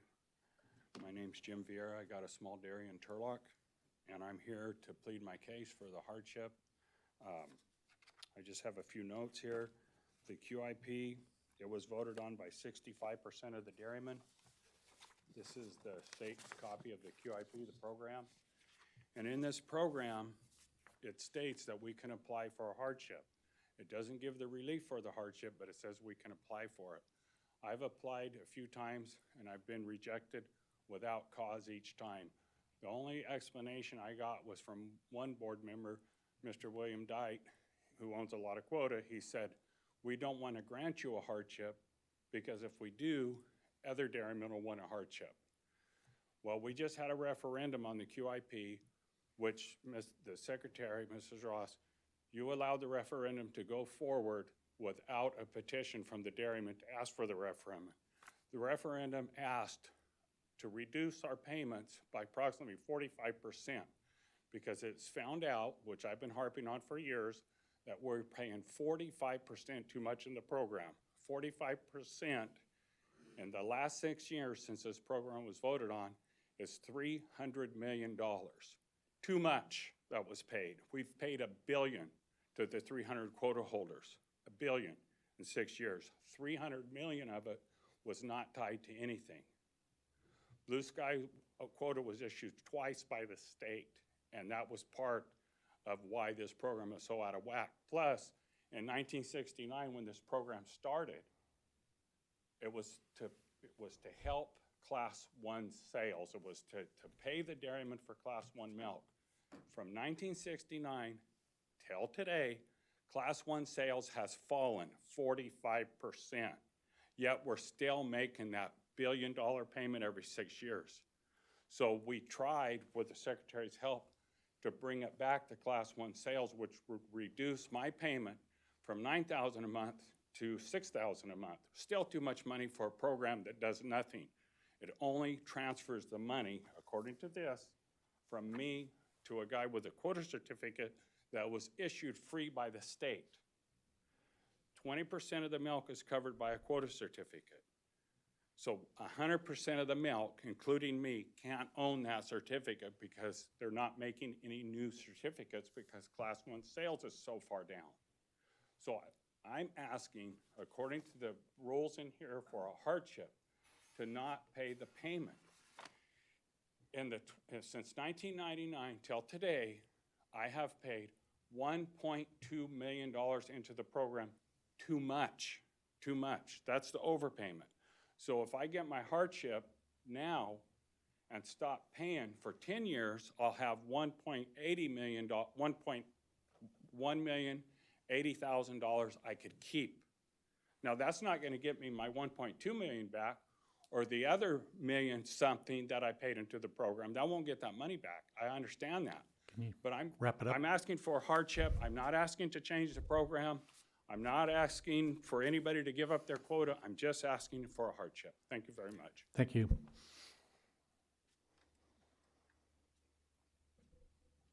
Good afternoon, everyone. My name is Bob Borba.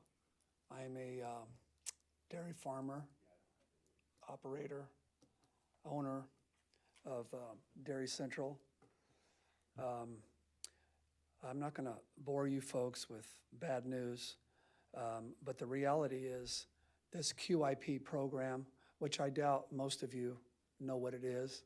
Karen does, Mike does, but it's been divisive for, I'm guessing, 40, 50 years before my time.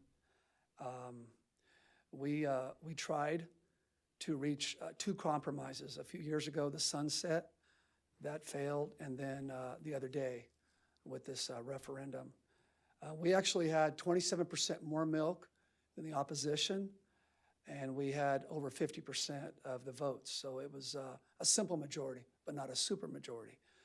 So I've reached out to Karen's office to explain, and the PRB board, that the voting block doesn't seem to represent the current criteria, which is 51% of the producers, 65% of the milk. You know, years ago, when I started in 96, 29 years ago, we had, I'm guessing, 2,500 dairies. We're down to less than 800.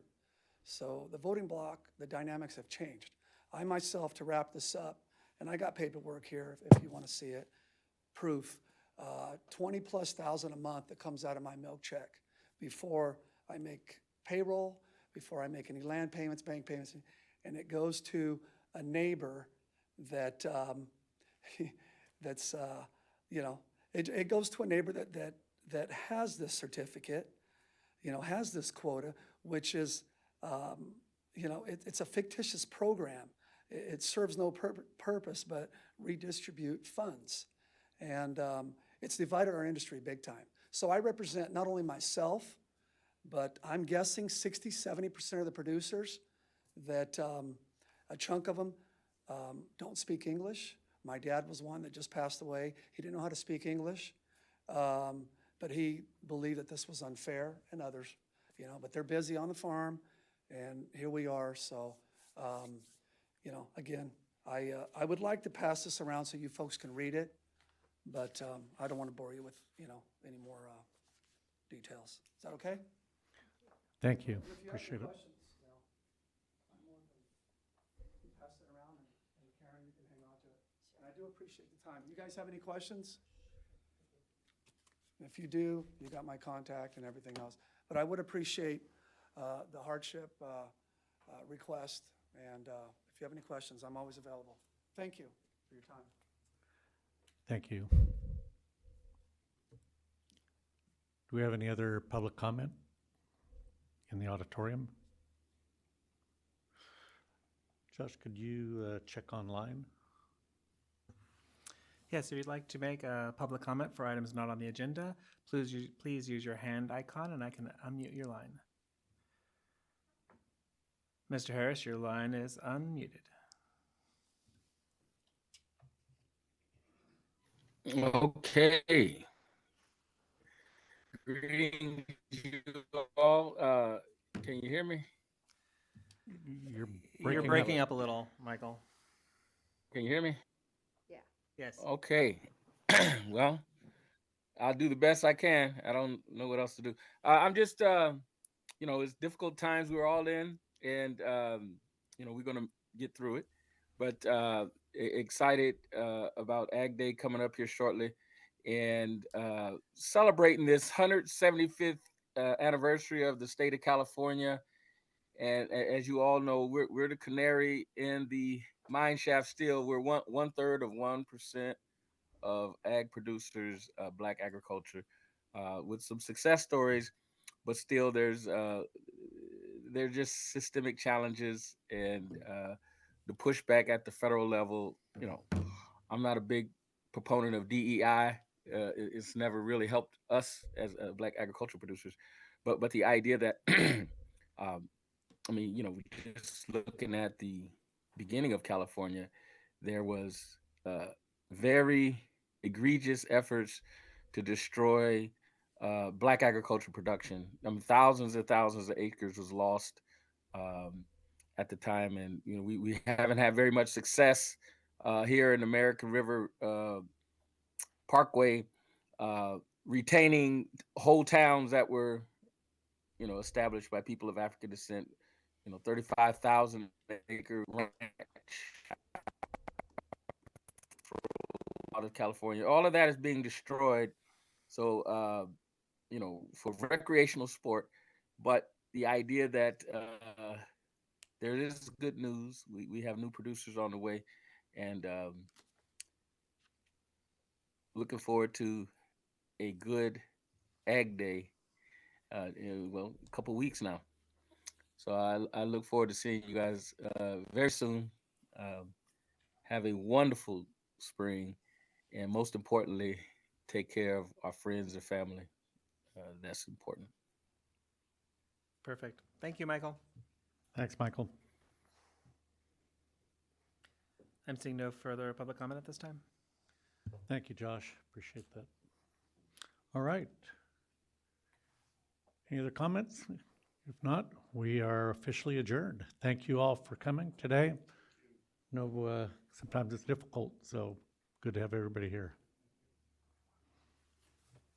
Just in time, I got a meeting over in the legislative office. Oh, okay.